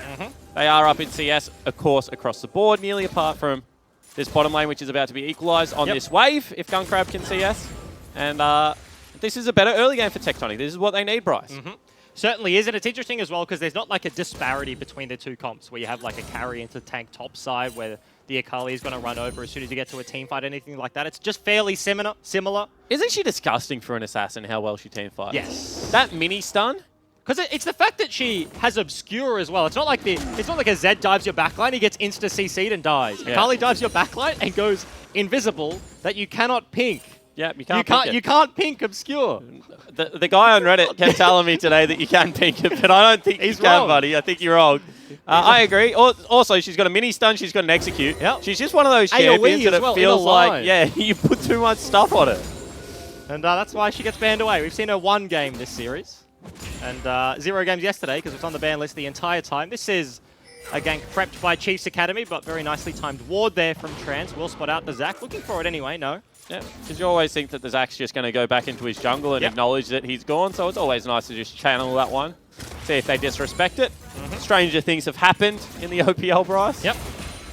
Certainly have. Flash cooldowns are now back up for the Alistar as well, as we are going to approach that level 6 mark for the supports. Obviously used it literally level 1 to get that early kill onto Gunkrab, but we haven't really seen much action since that point. 9 minutes, both of these teams just happy to lane. Zac was spotted bot side, so he's getting his Raptors taken away, so Kindred goes top.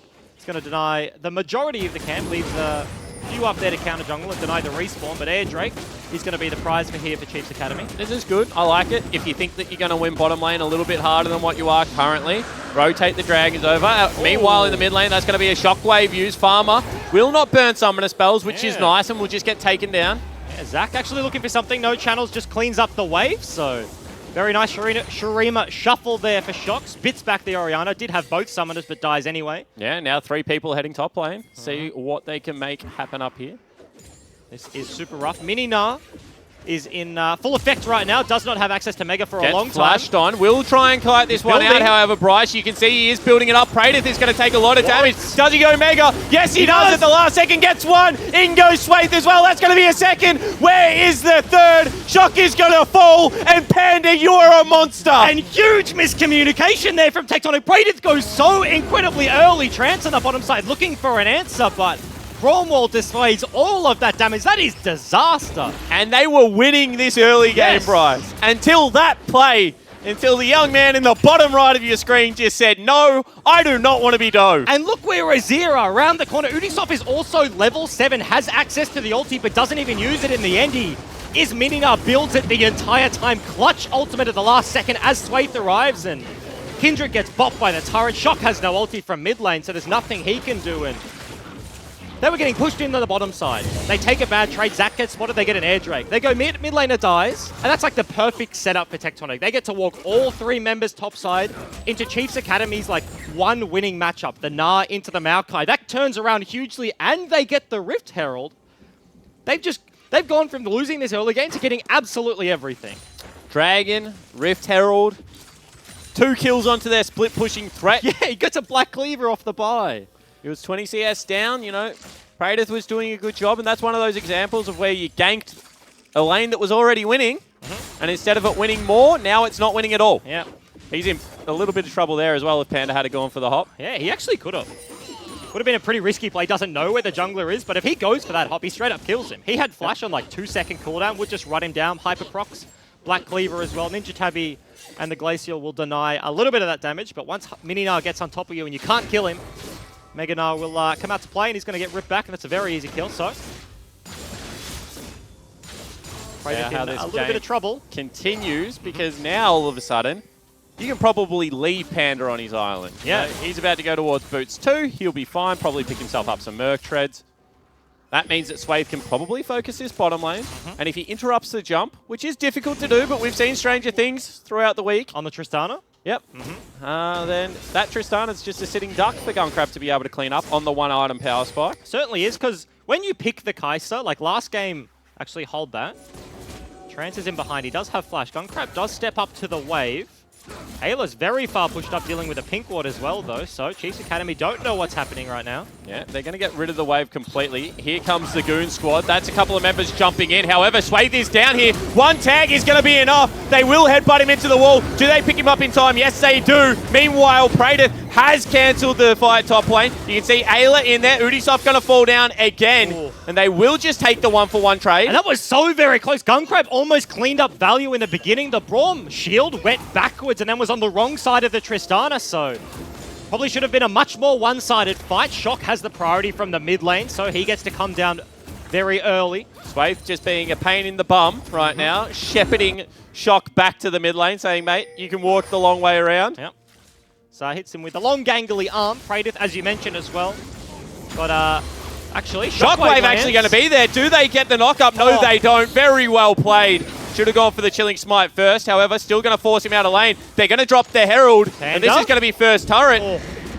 Trance over the wall. Has Hex Flash, but do they even have damage around? Ubisoft once again died with ulti up. Turret's gone anyway. He's going to be here for the fight, and no fight will be had. There you go. Turret just goes. I like the fact that they don't stick around for it as well. They didn't have key cooldowns. There's not many flashes or ultimates available.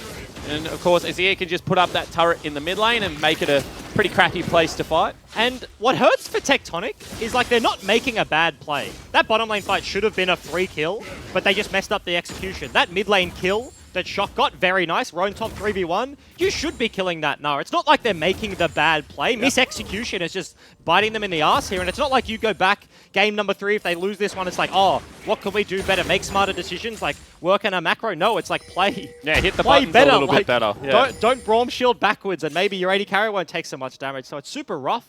Kind of tracking into the series. Pressure is certainly on here for the Tectonic boys. But what we have seen, and this isn't just in today's series, this is across the board, is that Gunkrab responds very well to pressure. Ice water runs through the veins. Much like we met Pluto last night. That dude was unfazed by the series he'd just been a part of. Yep. I think his exact words was, it didn't even feel like anything had happened. Like, all right. Is that how you approach it? That kind of makes sense, though. It's like Claire at Rift Rivals, you know? Like, Nick asked him in an interview, what did it feel like? He's like, oh, I don't know. Yeah. I was just clicking buttons. Exactly right. I was just playing solo queue on stage, and it felt real good. And sometimes you are just feeling it. And that's going to be the Hex Splash forward. Do they want this fight? Does not look like it. They do have a Kindred in their back pocket, but inability to get the headbutt backwards means that Ubisoft wasn't going to make it to the play. Pinkward in the Tribush as well, but he will get spotted out on the back of the Dragon, so... Not to mention the fact that Value doesn't have summoners. Yeah. Whereas Gunkrab and Ayla both do, so... Once again, it only takes one little mess up, and this is a very 2v3able lane. And this is the sort of matchup in the Ali and the Tristana where Trist has to hard commit. Like, Ali makes a gap between himself and the AD carry as Swathe looks for something, and then Tristana has to rocket jump in to land on top of Gunkrab's head and then look for the kill. Whereas Gunkrab, in the other respect, like, he is the one proccing the Braum passive and then gets to hold his dash in his ulti till the last second. So unless they're super confident in the play without summoners, it's very hard for Value to actually commit to any sort of fight without the potential of a turnaround there. So, and Swaith's protection of Farmer has actually meant the Farmer is within 13 CS right now, 10 CS, of Shock, the much more experienced mid lane. Would you say he is an okay farmer? I would say he's an okay farmer at the moment, Bryce. That's good. Game number 1, he was not a very good farmer. Yeah. You know, like drought-stricken mid lane. Exactly right. Nothing you can do. It's the tough crops, to be a farmer. Yeah, crops. The government really does need to step that support up. However, getting away from the Australian drought, that's going to be Udisoft in some trouble. Does get pulled back, and they do get the Lamb's Respite. So at least an ultimate for an ultimate. And do they stick around and contest this one? Praedyth is coming from base, just got his Righteous Glory proc, but that means Panda's just whacking away top turret. Air Drake, not the biggest prize. It is going to mean double for Chiefs Academy, so moving around the map is going to be a little bit quicker, but that's really not... It's not a 1-3-1 with split pushes. It's just a 1-4 comp, so it doesn't mean a great deal. So Tectonic losing a great deal of health on their... Kindred, and the ultimate means they do just give it up for free. And I'll tell you what, Bryce, Denian's done a pretty good job of drafting for his team, because one of the big things that you don't want to do to a young team is make it so they feel like they get out-drafted. Yep. And that, you know, you're going to get outscaled. And the longer this game goes, not only is it going to be hard because, you know, maybe you haven't played on the big stage, maybe you haven't had many lands under your belt, but also their champions are just better than yours at 60 minutes into the game. Yep. And it's hard to go equal scaling with a Tristana and Azir. But you would argue potentially Orianna, potentially Kai'Sa are able to do that. And we saw in game number 1 that with the Karma and the Kai'Sa, they were certainly able to go equal scaling. Looked fine. The scaling is one of those things where people say, like, yes, Azir scales better than Orianna, but doesn't one shockwave in the face really changes how you view that one. Does an incremental lead really do much? Like, if the shockwave lands on 2 carries, then it doesn't matter how much damage Azir's putting out, because he's getting whacked in the head. So not only that, Azir will set up Orianna getting 1 hit, but if Orianna has 6 items, she will just 1-hit Azir. Yeah.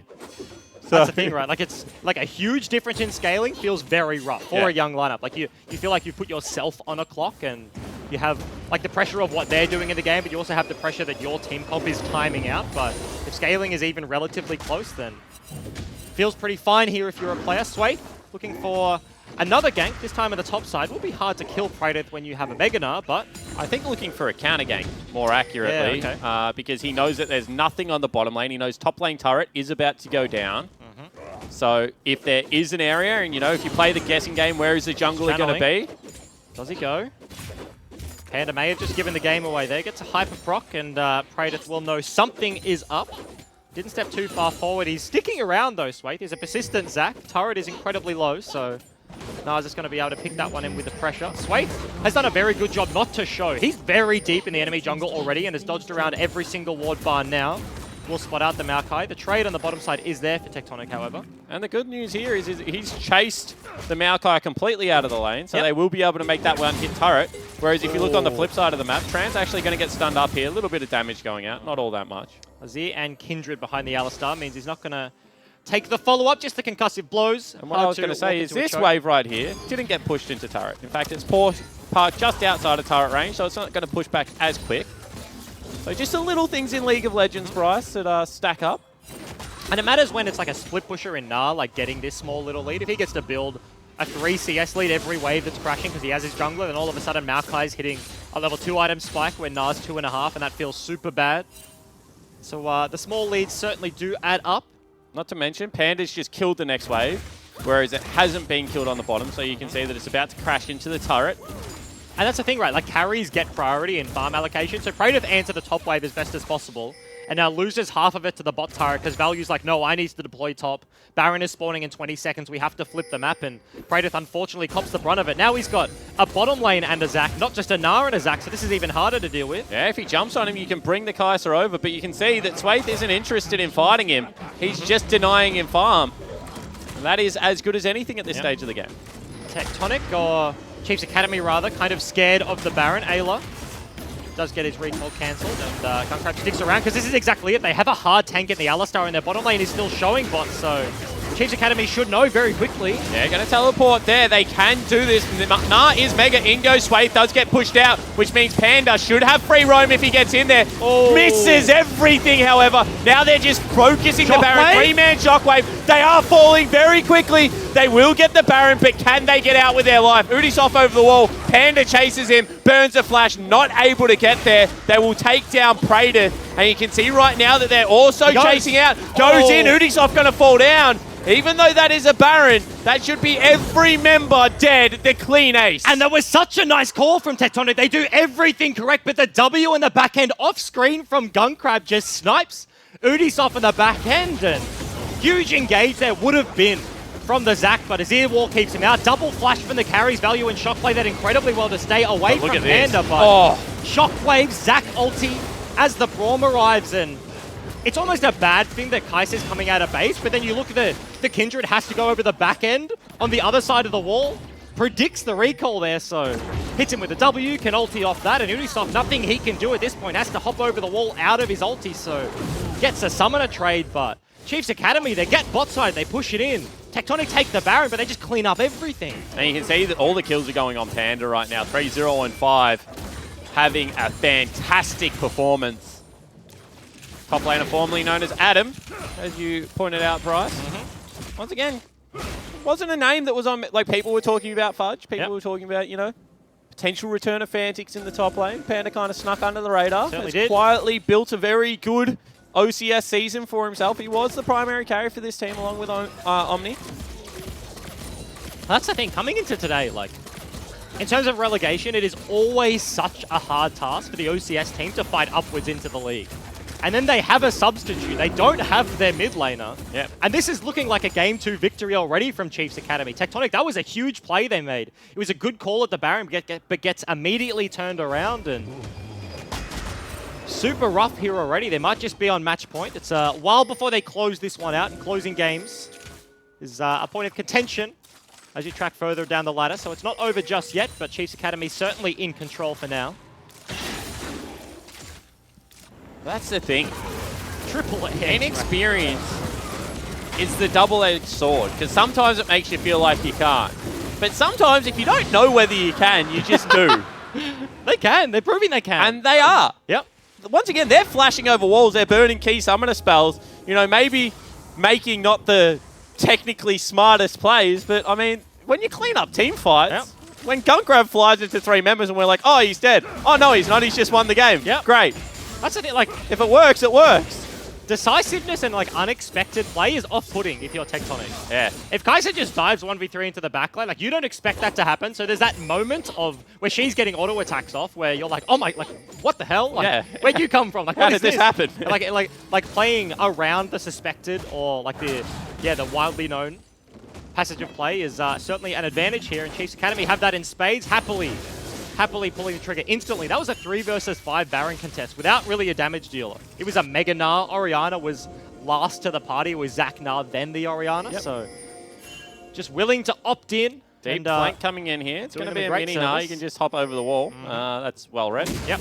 Seen that book before, apparently. Unfortunately, Trance gets his Mobies procced by the wave, so he's a very slow cow. Praedeth, Maokai, 1 versus 3 underneath his turret. Sapling procs a Guardian, but that's the best he's going to get here, and this is going to be not long for the world. What an impressive series so far for the Chiefs Academy. Cannot stress that enough. This lineup very much looking the goods right now, Bryce. Certainly are. Certainly are. This is a slow, controlled victory. Game number 1 where they had the Baron, like they weren't diving the inhibs. They weren't looking for super over-aggressive plays. They took the double inners and then backed away and reset the map. This is a similar sort of scenario. They deny Tectonic the Baron, so they don't have the buff, but they're just kind of trying to pull them apart of the map. But Polvy's going to be there onto Panda. He will get the hop away, will get the stun. Oh, he's fine. Is there going to be a reset on the stun? You'll know there's not, and he's just scratching his back, has a chat to his teammates. Yep. Has a bit of a giggle. Meanwhile, mid lane in goes Swaith one more time. Twisted Advance is going to be there. Is this the fight you're looking for? I would argue no, and you can see already flashing away. Shockwave onto 2 members, and they do get the successful disengage. And Tectonic on multiple fronts looking for that. They want the engage. All of a sudden, the bottom lane, Alistar, Tristana roam down. Trance in trouble, still has ulti, but cops a couple of abilities to the face. Panda in this time has had time to recall, walks out of base, working on his next item. Swaith going in again. Very nicely done from Trance. However, now going to get stunned up. We'll slam him together. That shock in there as well. Big ultimate coming across. That Swaith going invulnerable. Already 1 member down. Praedith will join them. Swaith one more time. Chasing out Ubisoft this time. We'll get the flash. You shouldn't be chasing him, young man. Get back into the mid lane, but they want the kill. Yep. Udi's absolutely dead. Flash Q from Ayla. Got to pick him up. Ulti going to buy himself a little bit of time, but 3 of them are pushing the mid lane. Got to take down the rest. Oh, Smite on the red buff. And now arguably, the big reset, because there's 30 seconds difference between them, Bryce, is the right thing. Swayth goes in, Value going to get back, gets ripped back out, has to burn the flash. Gunkrab takes a lot of damage, so they will just back away. And they win the fight in the 2v2, Kai'Sa and the Zac versus Azir Tristan, and they get the flash as well. Swayth is just rinse and repeating. Dashes in, gets denied by Azir wall, doesn't matter. Dashes in, gets pulverized by the Alistar. Trance sacrifices himself at that point, but the flash wobbly arm onto Shock, he has done literally no damage on the Azir the entire time, and they just clean this up. Third dash in, he's going to get another pick off on Ubisoft. He buys a whole lot of time with the smite with the runaway, but they're just losing everything. Team fight after team fight with triple Air Dragon. If this is Infernal, if this is Mountain, this game is almost over at this point. The RNG not in their favor, but they're still pulling it out. It's just a shift in the tides of the OPL right now. Lost coming in, I think started it. You know, proved on Chiefs Black back then that then became Tainted Minds, onto Legacy that he was a superstar. Now obviously playing for Echo Fox. Then you have people like BioPanther coming up this year. First Swayth grand only. final. Yep. Now you've got people like Gunkrab and Ayla starting to stick their nose in.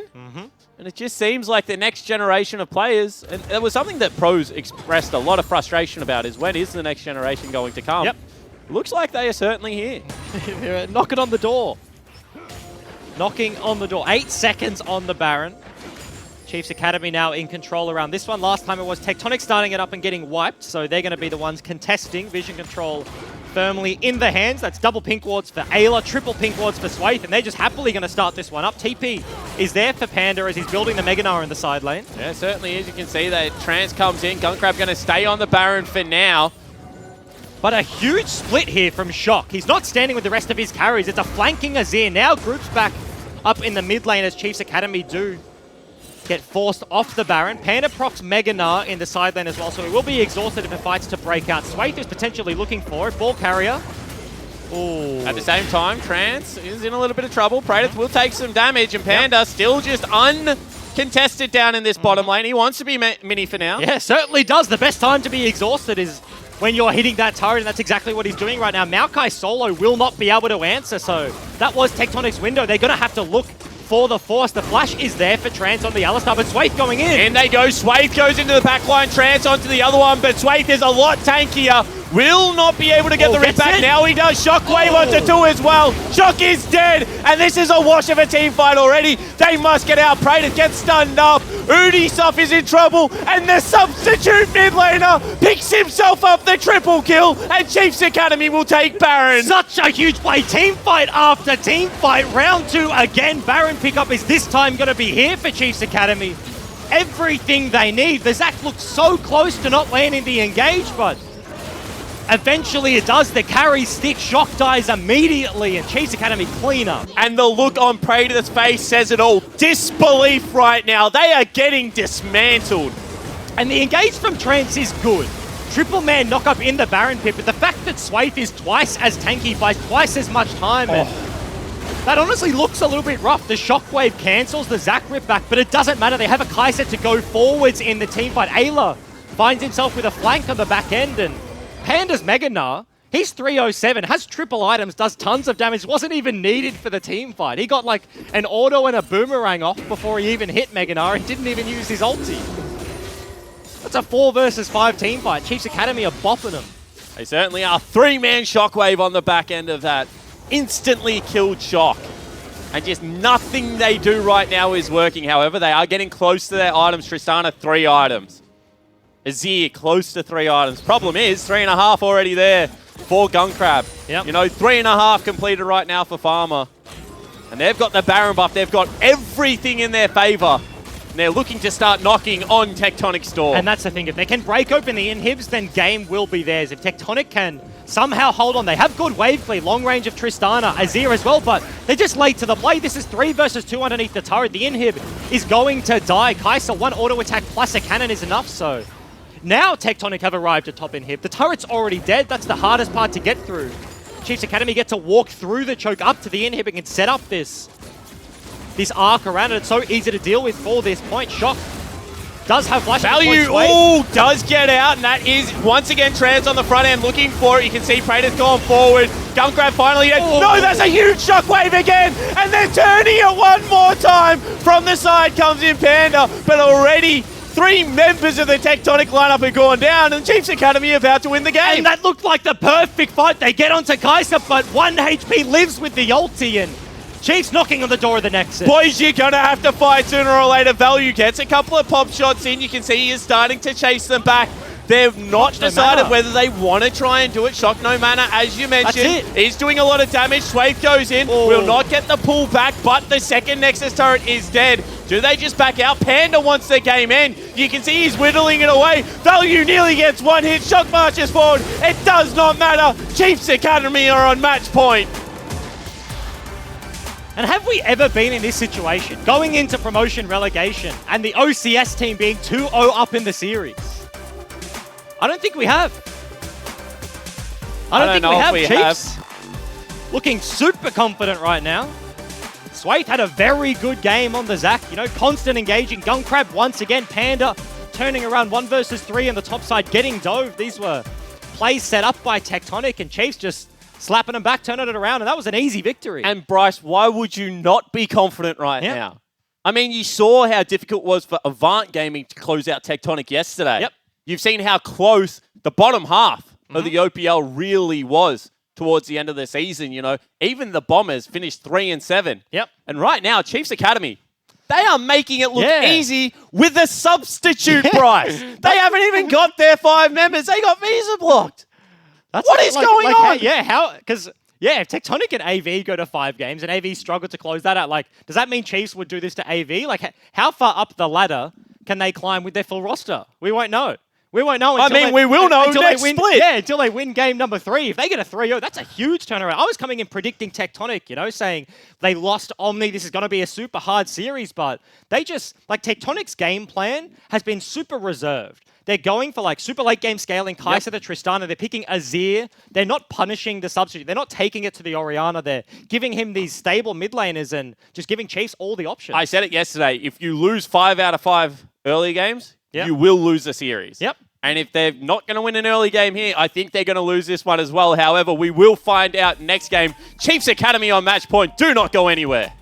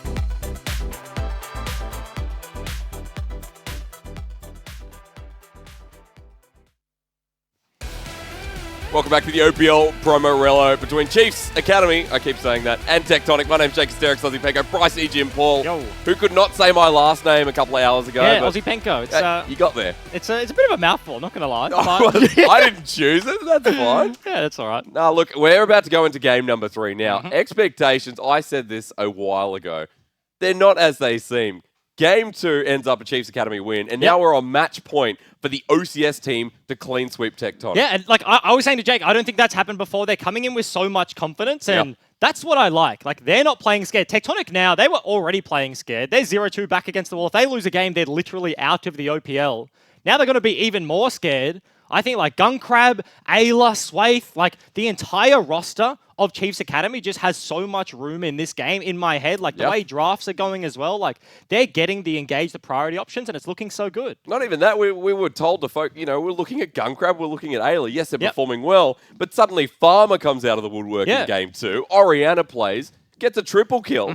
And now he's going bonkers. And that's the thing, right? It's off the back of Swaith on the Zac, had a huge performance, landed so many engages, like 3 in one team fight in the mid lane. And then the Oriana we were talking about is just a stable mid laner. Like, if you get auto-filled mid, you can just play that champ. And he fared very well, but I think it's important to focus on what Tectonic are trying to do. It's not like they're coming into this series, they're like, oh yes, Omni's gone, like we have a sub in the mid lane. Their answer is to outscale. Their answer is to pick Azir into Oriana. Is that going to work, though, when Chiefs Academy are going to force time and time again with these easy-to-execute comps? No, it's not, right? Like, they're not getting to a point where I think Shock is a better mid laner than Farmer. Like, I don't think anybody will disagree with me on that one. But the point is, when you pick Azir into Oriana, the point where that matters is like 20 to 30 minutes into the game. If you pick like a super high priority matchup, you get Ubisoft a Kindred again, and you have the ability to pick on Farmer and put him behind in the laning phase, then that feels fine. But they're going for the Azir, they're going for these scaling comps to Tristana for value, and it's really just not coming online. And that seems to be the problem, whereas Chiefs just throwing caution to the wind, and it's working for them. Don't care. We're going into game number 3 now. Match point for Chiefs Academy. They've got a bit of leeway as well. It's a best of 5, and Chiefs Academy looking to play that similar composition, the one that they won against Intuition with in the grand finals of the OCS. And I mean, why not? Why go away from the Kai'Sa? Gunkrab on your screen right now has been playing incredibly well on that pick. He got flash ganked by an Alistar, level 1 last game. And then just did not matter at all. They were even in CS throughout the laning phase, had a Braum to protect him, and it was fine. Tectonic have learned their lesson from the first red side game of this series and banned away the Akali. They didn't want to give that one to Panda after what happened, so makes a whole lot of sense. But a bit of a shift, their first blue side game of the OPL promo relo, and that is after they've played 7 games now. So Tectonic back on the red side as they had side selection, and looks like we're going to see the Alistar down the bottom side, and most likely the Tristana again for value. Interesting. We've seen this matchup go before. Braum is still up and available. Because Tectonic are red side, they have to ban away things like the Malzahar. Super easy to execute there in the mid lane, and is a problem for carries to deal with. And it looks like a rinse and repeat from last game. If it ain't fixed, don't. If it ain't broke, don't fix it. I was so close there. But Farmer, Oriana, hey, he started with Karma. Bit passive, fell behind a Shock. Second game, he executed well. Third game, let's just rinse. And I like this. Go back to the Syndra. It was game number 1. Don't go to the Azir. They have the counter pick. They are on red side. You get this. If it wasn't even an Oriana blind pick, like if they take a jungler, if that was a Kindred, then you can still take Syndra and then ban away because you are third pick red side. So you have options. So the fact that it was the blind pick for Farmer makes sense. They answered that one immediately, and it is just going to open up options for Praetor, because this has now been 2 games in a row. He's played Poppy, he's played Maokai. His best games yesterday were Yasuo, they were Fiora, he was split pushing, and he hasn't been given the freedom to do that this series. Even the Camille, and Tectonic just haven't got a win, so that speaks volumes, I think. And I think right now, if you're going to pull something out of the woodwork, if you're going to make a risky composition work, Game 3 is the game for Tectonic. Well, you might not have any more games, so That's right. So, Yasuo taking it off the board, and if Chiefs Academy let him get into comfort, then there could be some issues. They start banning away Praetor's champion, Paul. I expect top bans to be the way here. Tectonic, interesting that they take away the Cho'Gath. Fiora, I expect, will join the ranks of the Yasuo here. Maybe not. Maybe they ban away the Kennen and look for something like a Nao or anything like that. Panda had a pretty good performance. 1 versus 3 underneath the turret in last game, so they are trying to take away the carry options here for Praetor, but no.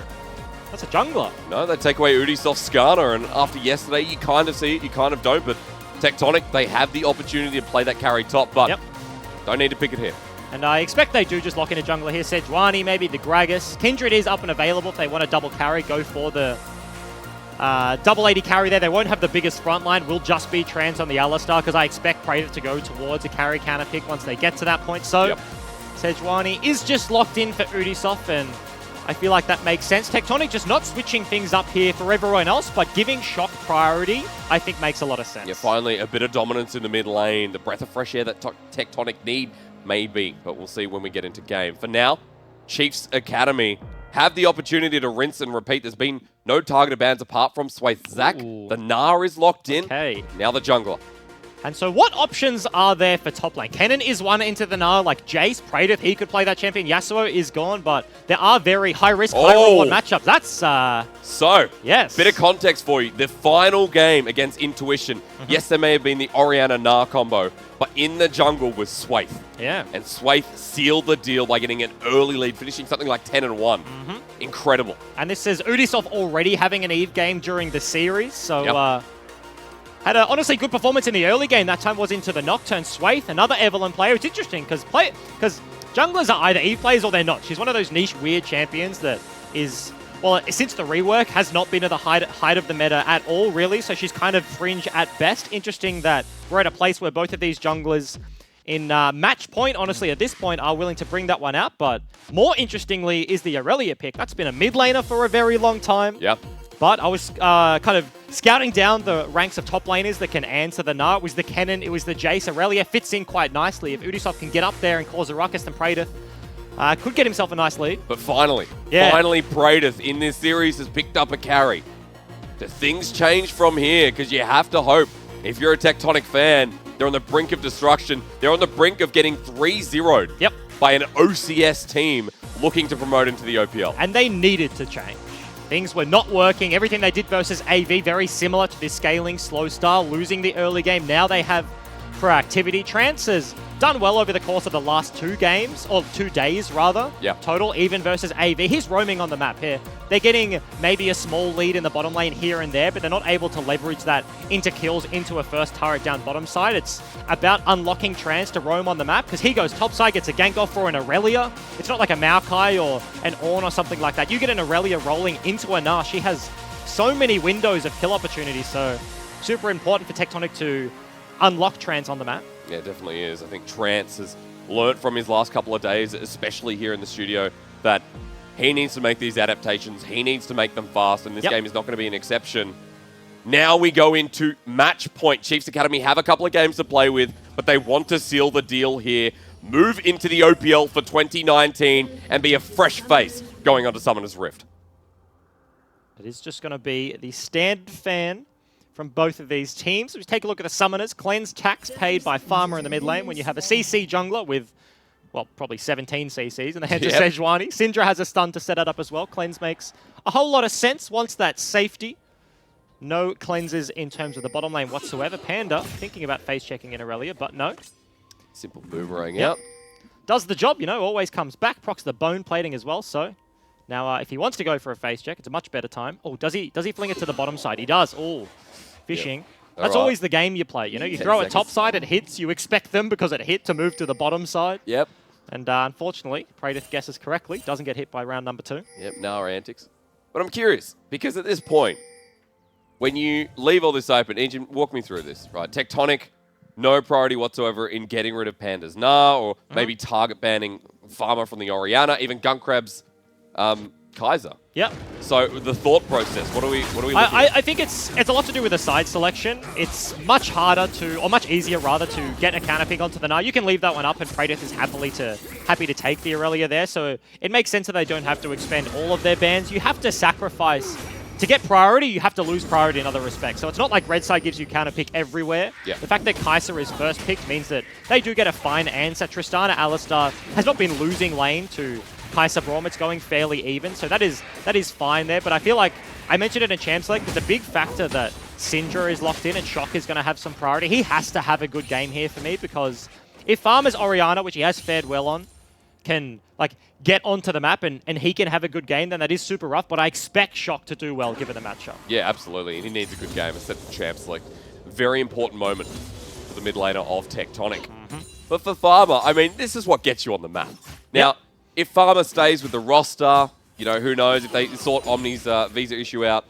I mean, I'm sure as an AD carry, he probably would have much preferred to come in and been able to play AD carries. He serves very well in the mid lane. But even after this, you go, right, Farm, or I don't know if he changes into a mid lane main after like, this. do you switch it up? Is he like, oh, I've got a taste of mid lane on stage? You definitely put yourself on the map as Gunkrab and Ayla miss absolutely everything. Value with the fancy fit, you know, Tristana, she's a Yordle, small little hitbox, hard to land the skill shots. Aftershock. Third one. Is the is the rune there for Trance, whereas Guardian and Ayla has the more defensive option, so it's pretty hard as a Tristana and as an Alistar as well. I was talking about last game, and it is a very hard commit lane. Braum kind of denies a lot of that because it's very hard to actually damage the Trist, and she needs to proc her satchel charges onto the Kai'Sa.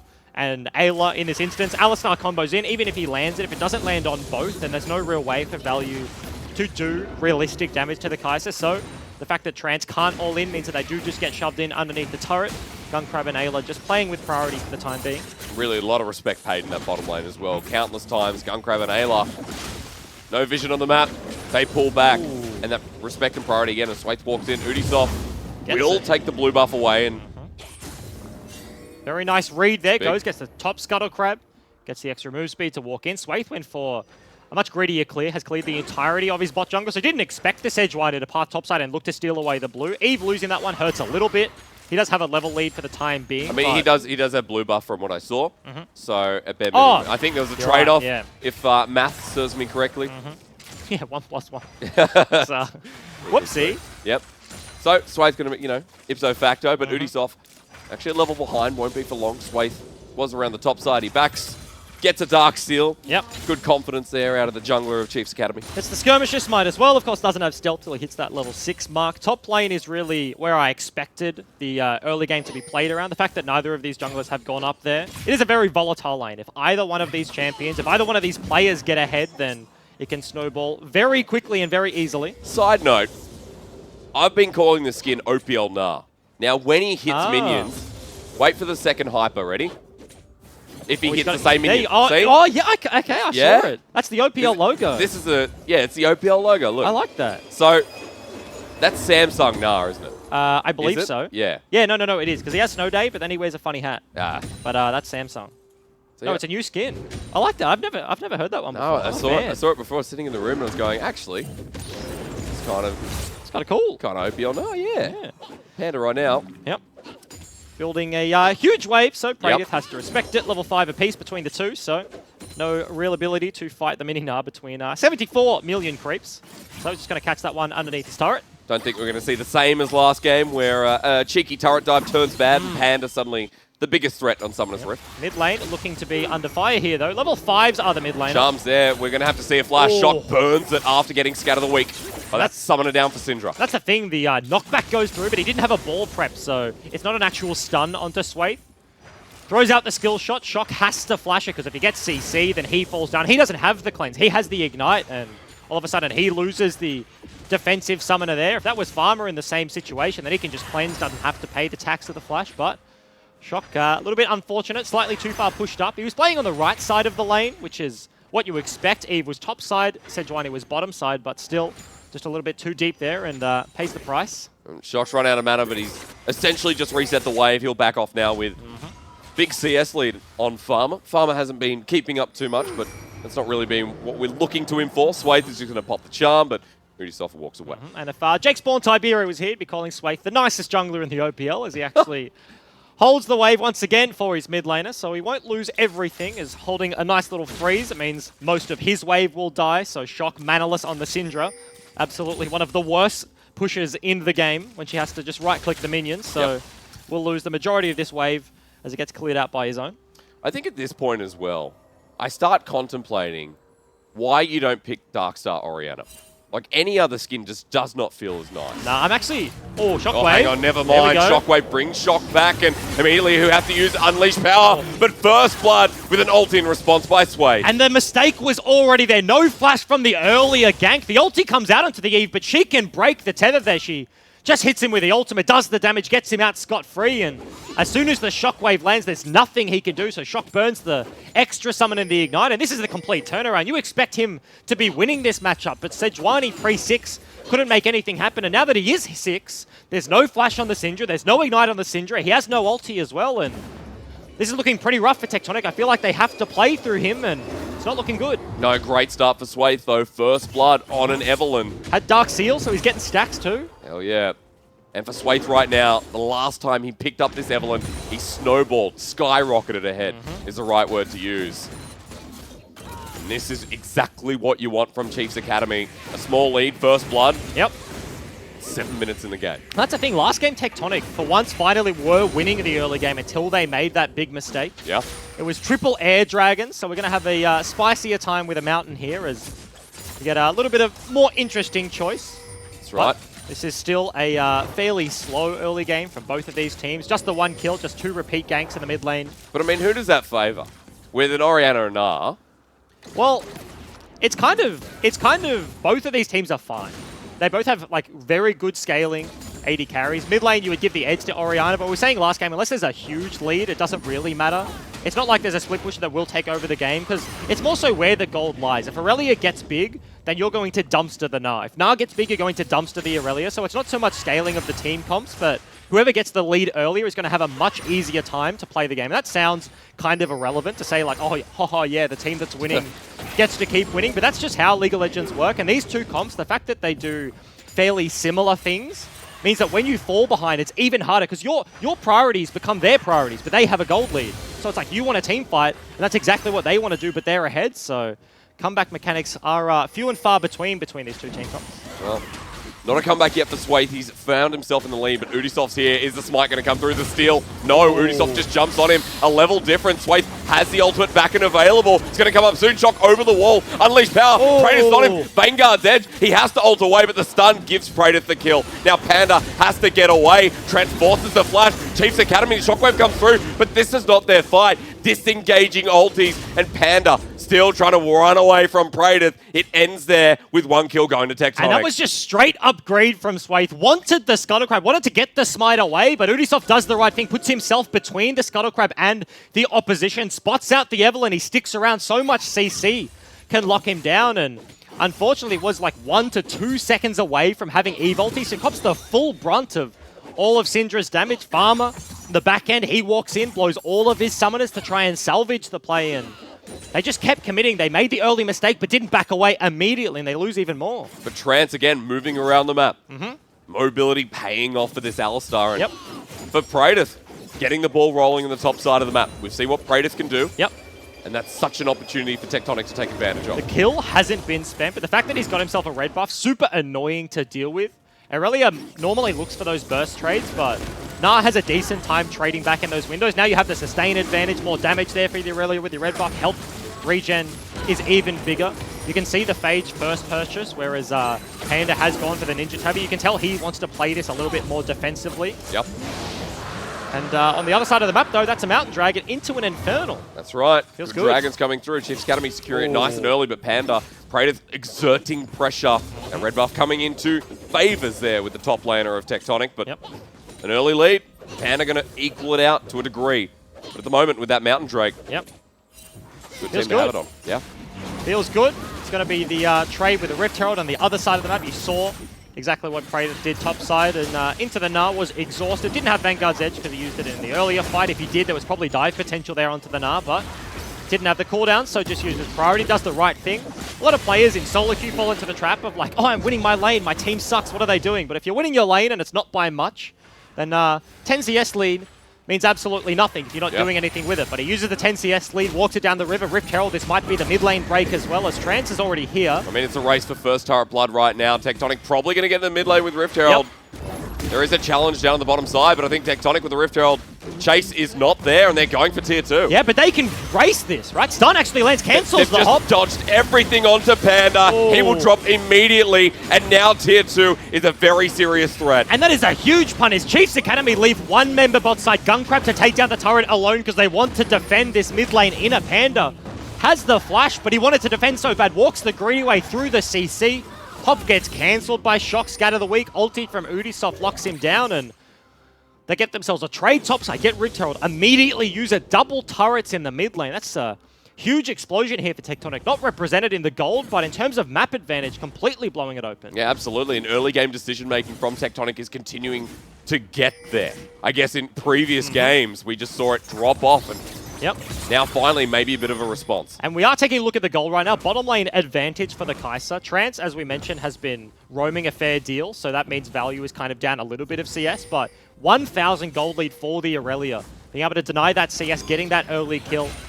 Gold lead in the mid lane, approaching 1,000 mark as well for the Syndra. So the carries here from Tectonic, Praedyth and Shock, certainly looking on the up and up in game number 3. Yeah, especially up at the start that Shock was given. Burning the flash early, it wasn't punished. And Shock now, inner turret's down. He can push out the wave, move around the map a little bit. Panda has found himself a value. Swathe comes in as well. Ulti was burned. No, it wasn't by Swathe, but Trance is coming in. Panda's going to go Mega, but he's getting chased to the opposite side of the map. And Panda, where are you running to? Everyone's going to jump on him. He'll get an ulti off, but it won't matter. He dies before he can. They thought they caught a Tristana, but looked like a little bit of the other way around. They have their bot lane on the top side. They will trade a turret, so in terms of a strict gold trade, is a little bit worth, but the fact that now Panda is denying himself even more CS, this is 0-2 Nah against an Aurelia that's slowly building that lead, working towards his Triforce, getting alone time with the turret. So it really is onto Gunkrab this game. Has the CS lead, getting solo turret on the top side. Trance is looking for a flank though. Praedyth not getting matched down the bottom side, but Chiefs Academy getting collapsed on slowly. Tectonic won't go any further than the lane, but you can see Praedyth getting his time with that turret, and Tectonic one step ahead. This is going down. Yep, and this is the early game that they have looked to convert this time. There's been no throw, there's no turret dive that's botched to turn it all around. I expect Praedyth to be able to finish his Triforce at the back end of this turret. Got himself a nice little wave. He's going to look for a reset as well. This is all Panda without a lead. Game 2, given to him. Silver platter, he tucked in, you know, free buffet.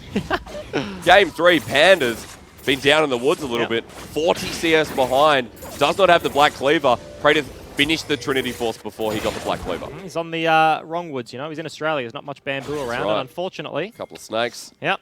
Yeah, it's not good living conditions if you're a Panda in the top lane.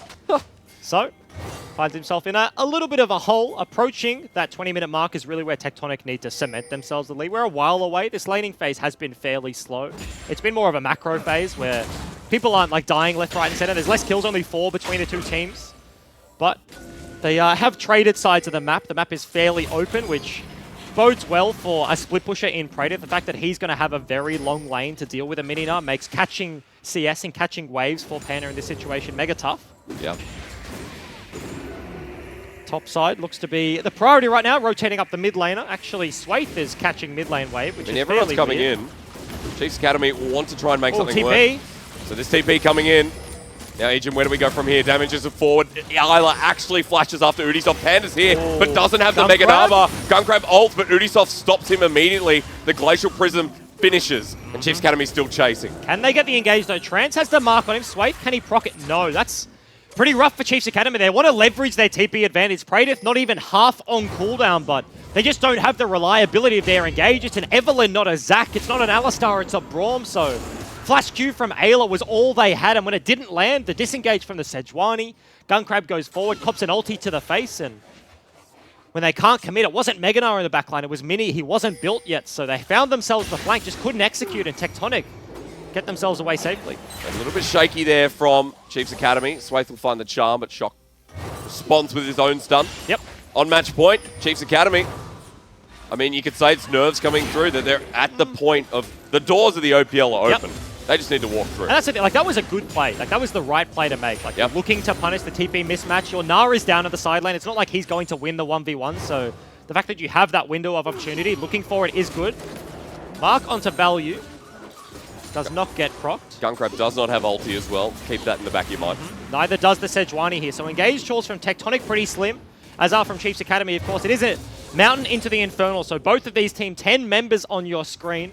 Highly prioritizing this one. Mid lane is very deep here in Chiefs Academy side. You can see it actually knocking on the door of the inhib because they don't have inner turrets. So Gunkrab tried to get the way, but Tectonic, they just started up. Oh, they're going straight for the Infernal, and Tectonic sitting in front of it. Will it be stolen away? Oh. The flash forward, Trance gets the immediate stun. Everything going wrong. Tectonic taking out the front line first. Infernal will go over to Chiefs Academy, but they've lost 2 members. But on the way, ping straight onto the inhib. They lose the Dragon, so Chiefs Academy pick up both, but lose their bottom lane on the back end. Perfect engage there from Trance. It's a deep flank coming from Chiefs Academy, but he just engages forward. It's a 5 versus 2. At that point, they have summoners, but they die anyway, and kind of the sneaky steal from behind the curtains with Swaith there, but they're still going to lose their base. Yeah, 4 members down here. Farmer and Swaith trying to stop it, slow it down. Inner turret goes down, and more resources over to the side of Tectonic. 4K gold lead at 17 minutes. Slowly growing this one out. We now are at the point where Baron becomes a contention. They probably reset off this turret take and look to pressure up top side. Praetor's TP is going to come online at the perfect opportunity when Baron does become a threat on the map. He's already got his Triforce, he's got his Ninja Tabby, so he is a big threat in the side lane. And if he can get a flank off, that's like a big ulti onto the Kai'Sa. If Shockwave is not landing onto multiple carries, then Gunkrab has to be the damage source. And if there's an Aurelia diving on your head, and Alistar or Sejuani, there's so many tools they have to shut him down this game, and it's going to be rough for Chiefs Academy to contest. And the difference this game is that Gunkrab hasn't been active on the map. You know, there's been a bit more stable in the bottom lane. And when I say stable, I mean, you know, like a horse getting packed up for the night. Plenty of hay, happy to chill there, but not really doing too much so far.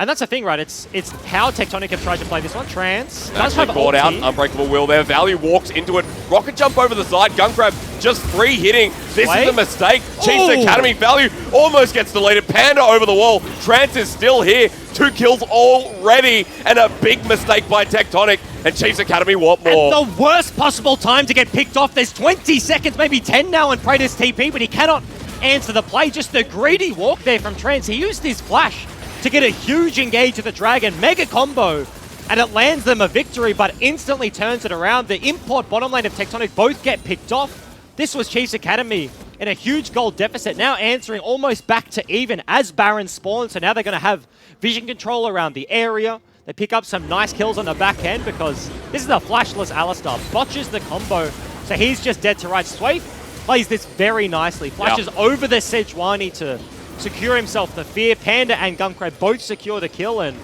at this point, Shock rocks up, but he's like, look, I'm not 1v4ing, I'm a Syndra. I can pick one person, and there wasn't a person split, so there's nobody to take down. He just has to back away. And look, at this point, one mistake is dictating the play on Summoner's Rift here. Chiefs Academy find one mistake by Tectonic and they capitalize. Yep. In the early part of this game, they were the ones making the mistake, and now with Baron up and available, another mistake will cause this play. And with Chiefs Academy catching up on that 3K gold lead, anything is possible. They're working on their second items. Big pickups here for the AD carry. Gunkrab desperately wants to get towards the Hysterics labeled Gwiznooz. Oh, yeah? And Value already has his rapid fire cannon, so 30 CS lead means a couple of other creeps. He has the Zerka's advantage, of course, over. That means he is behind in the build with a CS lead, but will be able to get there fairly close. Chiefs Academy don't really want to force anything for about the next minute whilst this TP from Panda is still ticking away. After the back of that pick gave him a little bit of time. He hasn't had priority on the Aurelia the entirety of this game, but the fact that they got that pick topside, Praetor had to rotate up and try and hold a little bit, meant that Panda had some respite in the bottom lane, but he's not out of the hole yet. Is 60 CS in a deficit, so Praetor certainly someone to contend with this game. Yep, so just Praetor picks up that second item as well. Panda's going to be fearing for his life just that little bit more, and that's a gold lead top. That is a gold lead top. That feels real bad. Feels real bad. That's a big Aurelia. Yep. That's one of those side laners that's very good in the side lane and has kill threat on a Mininar, but she's no slouch in the group. It's not like a Jax is going to get headbutted out of the fight. If she lands an ulti onto multiple people, she's in. That's a huge slow. She's getting resets, dashing onto a fairly immobile AD carry of the Kai'Sa. All she's got is the ulti, which is fairly easy to play around if you're a Sejuani, if you're an Alistar. The big thing is the stealth. If he can reposition and maybe get a flash off during that time, then Praetor can like go for the commit, and that's where you can turn it around. But certainly he's got a Triforce, a Tiamat working on maybe the Titanic, maybe the Sterax with the Jerome's Fist. If he gets there, then it's going to be super rough to deal with. Well, he's walking in off the side now, looking to group as Tectonic. I think they're heading towards Baron, or at least threatening it. Certainly, our top wave needs to be dealt with fairly soon, so dealing with a lot of the vision control setup isn't optimal just yet. Praetor walks over, Chiefs Academy respect it, but the fact that top wave is absolutely monumental, and Value is in a 40 CS hole, means he desperately wants to pick that one up. I mean, after that last fight as well, that last pick, Gunkrab right on par with where he wanted to be. Second item now picked up, and Gunkrab on the Kaiser, third game in a row. Because that's the thing, if you compare the two AD carries, Tristana, when she gets to IE, 3-item spike, you probably favor a damage output, but Ginsu's and the Storm Razor, like, you get the first attack crit, then you get those Guiznu's procs and well said.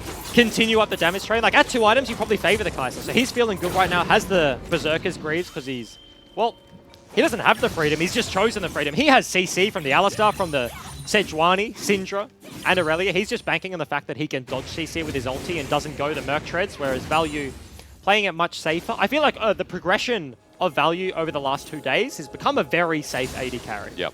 Opted in to very safe team fights, not willing to like take the risk that Gunkrab is playing back more often than not, opting in for Kaiser for the Tristana, these scaling options. So it's kind of 2 ends of the spectrum here between these two teams. And I think we've seen a different pick priority from him as well. Like Tristana, a champion that's not really favoured by any other AD carries, just made its way to his top tier list.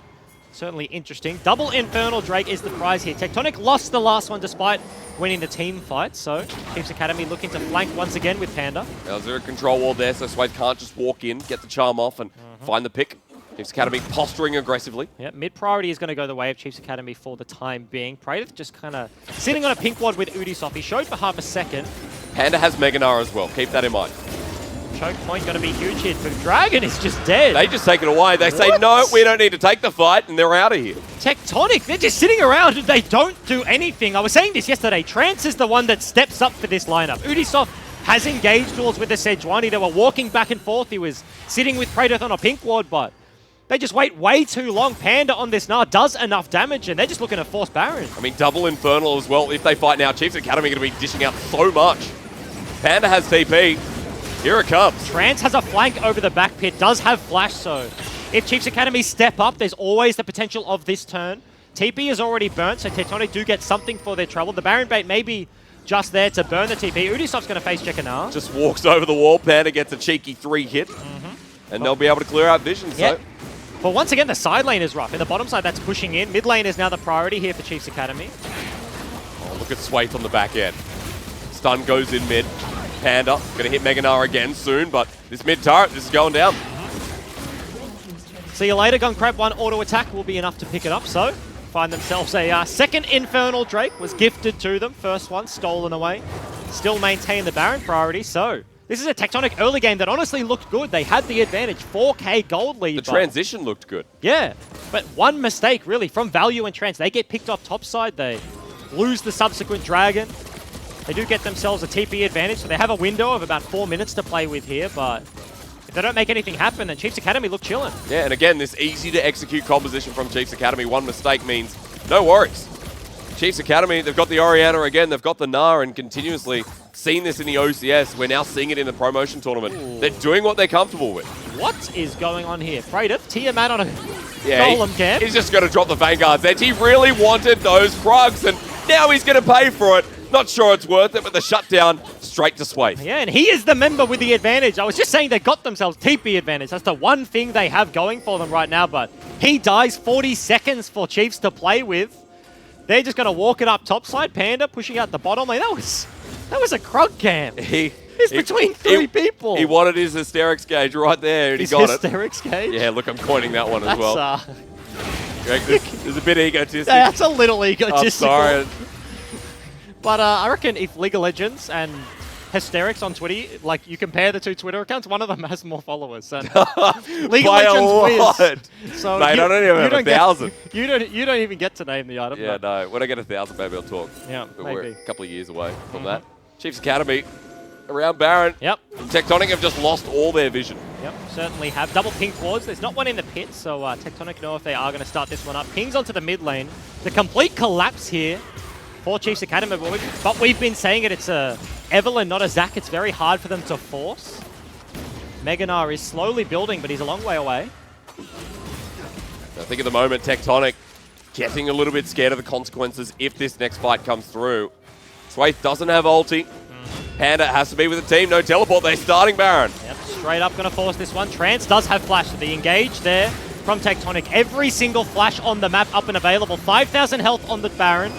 Tectonic still posturing over the wall. Control ward in there. Panda goes mega. And Tectonic trying to edge off the fight. Shock misses but gets the Banshee Veil off Sway. Comes through. Does he actually complete the one? flash forward from Sway. Wants the kill. Goes in. Gunkrab ults to the back line. And Chiefs Academy say go. Trans in the back. Can Value do anything? But not while Gunkrab lives. Tectonic are just trying to mitigate their losses, and Chiefs Academy goes straight back to that Baron. And such a huge split from Shock. Is a Syndra, a mobile made. Sweet Flashes forward was split up from the rest of his team, but Kai'Sa once again, the ulti has been so valuable for this Chiefs Academy lineup. Baron is still being contested here. Praedyth is strong, but it's a 5v3. Straight on that Baron. Chiefs Academy pick it up, and the OCS team are getting closer and closer to 3-0ing an OPL team to get into 2019. And it was such a clutch start here from Sway. Does 90% of the damage. Gunkrab over the top picks him up, but at this point, Trance is desperately trying to save the fight, but nothing he can do.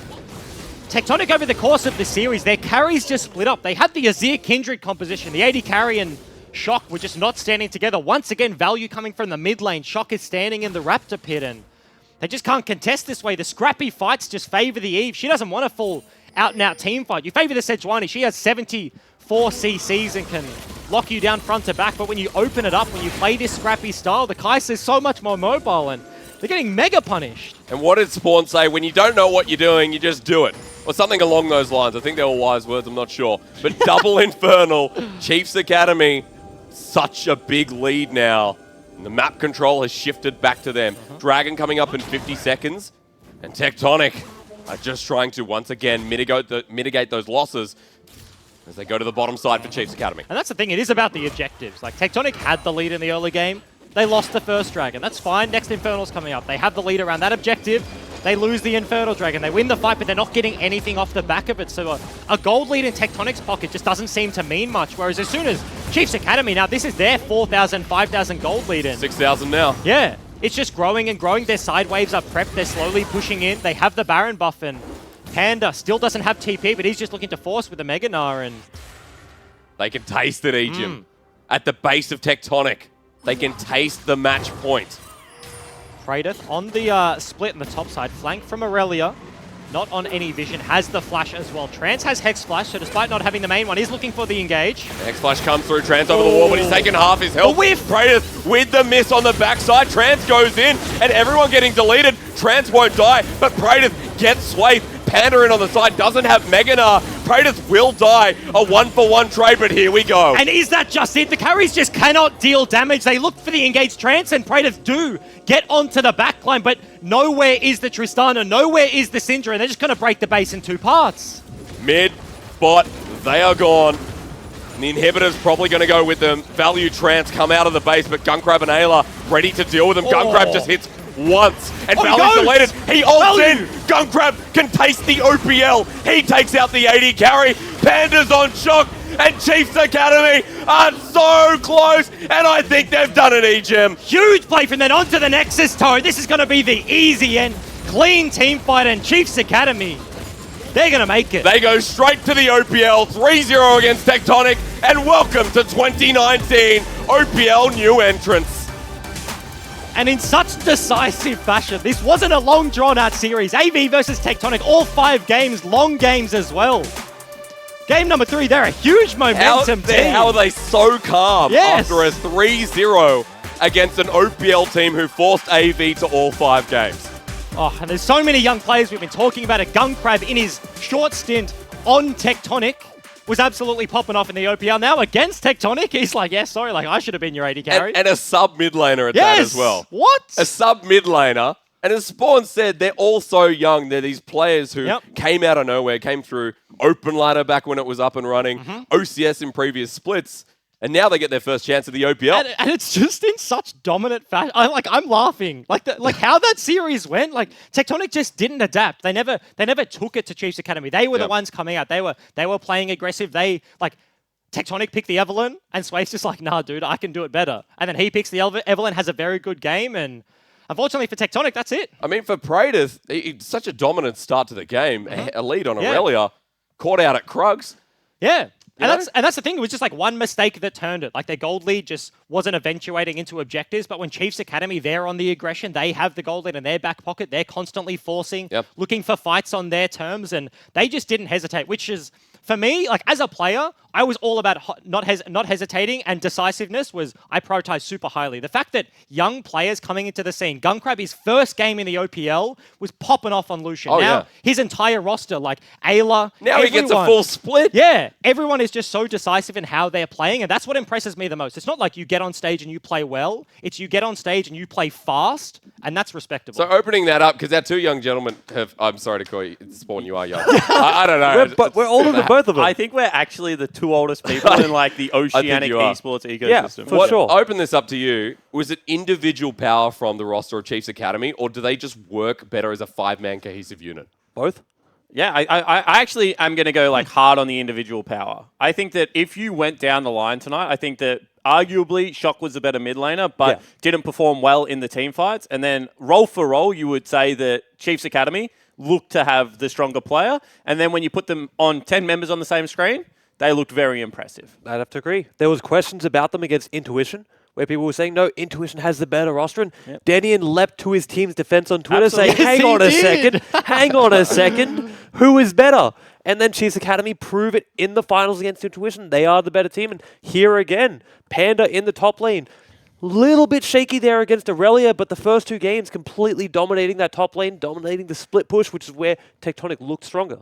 And let's break it down. I mean, when you're playing Nara into Aurelia, there's no such thing as like a hard counter in League of Legends as there are in other games. But if there was going to be a hard counter, Aurelia into Nara would be one of the few that you would talk about in that category. Yeah, I think so. Coaching staff as well, like in terms of Denian has stuck by his team through thick and thin, through the OCS split.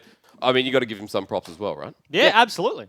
I mean, you guys talked about like individual power. Was the cohesiveness as well? This is an OPL team. Jake said multiple times on the broadcast, like OCS fighting up to OPL. Like Gaming House has such intangible benefits that you just can't get from scrimming at home from all over the place, and they just made it look non-existent. Tectonic had a bunch of roster changes towards the back end of the split, but didn't look like it mattered. Yeah, it certainly did, Jake. Go and Spawn, with that's that, all right. it does mean Chiefs Academy pick up the 3-0 victory. Means we do have to talk about Tectonic for a little bit, Tegan. Organisation that you were a part of when they first burst into the OPL. Yep.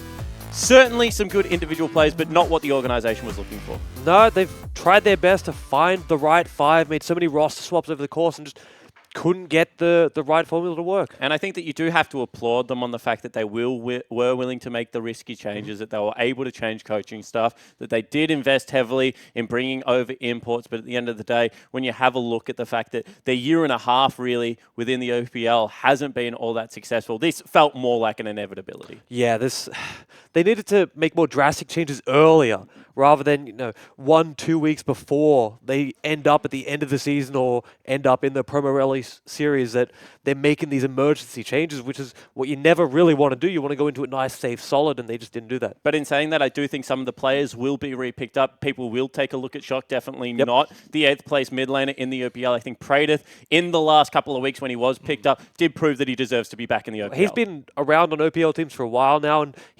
even when he does unfortunately fall down and get knocked down, he still finds a home eventually.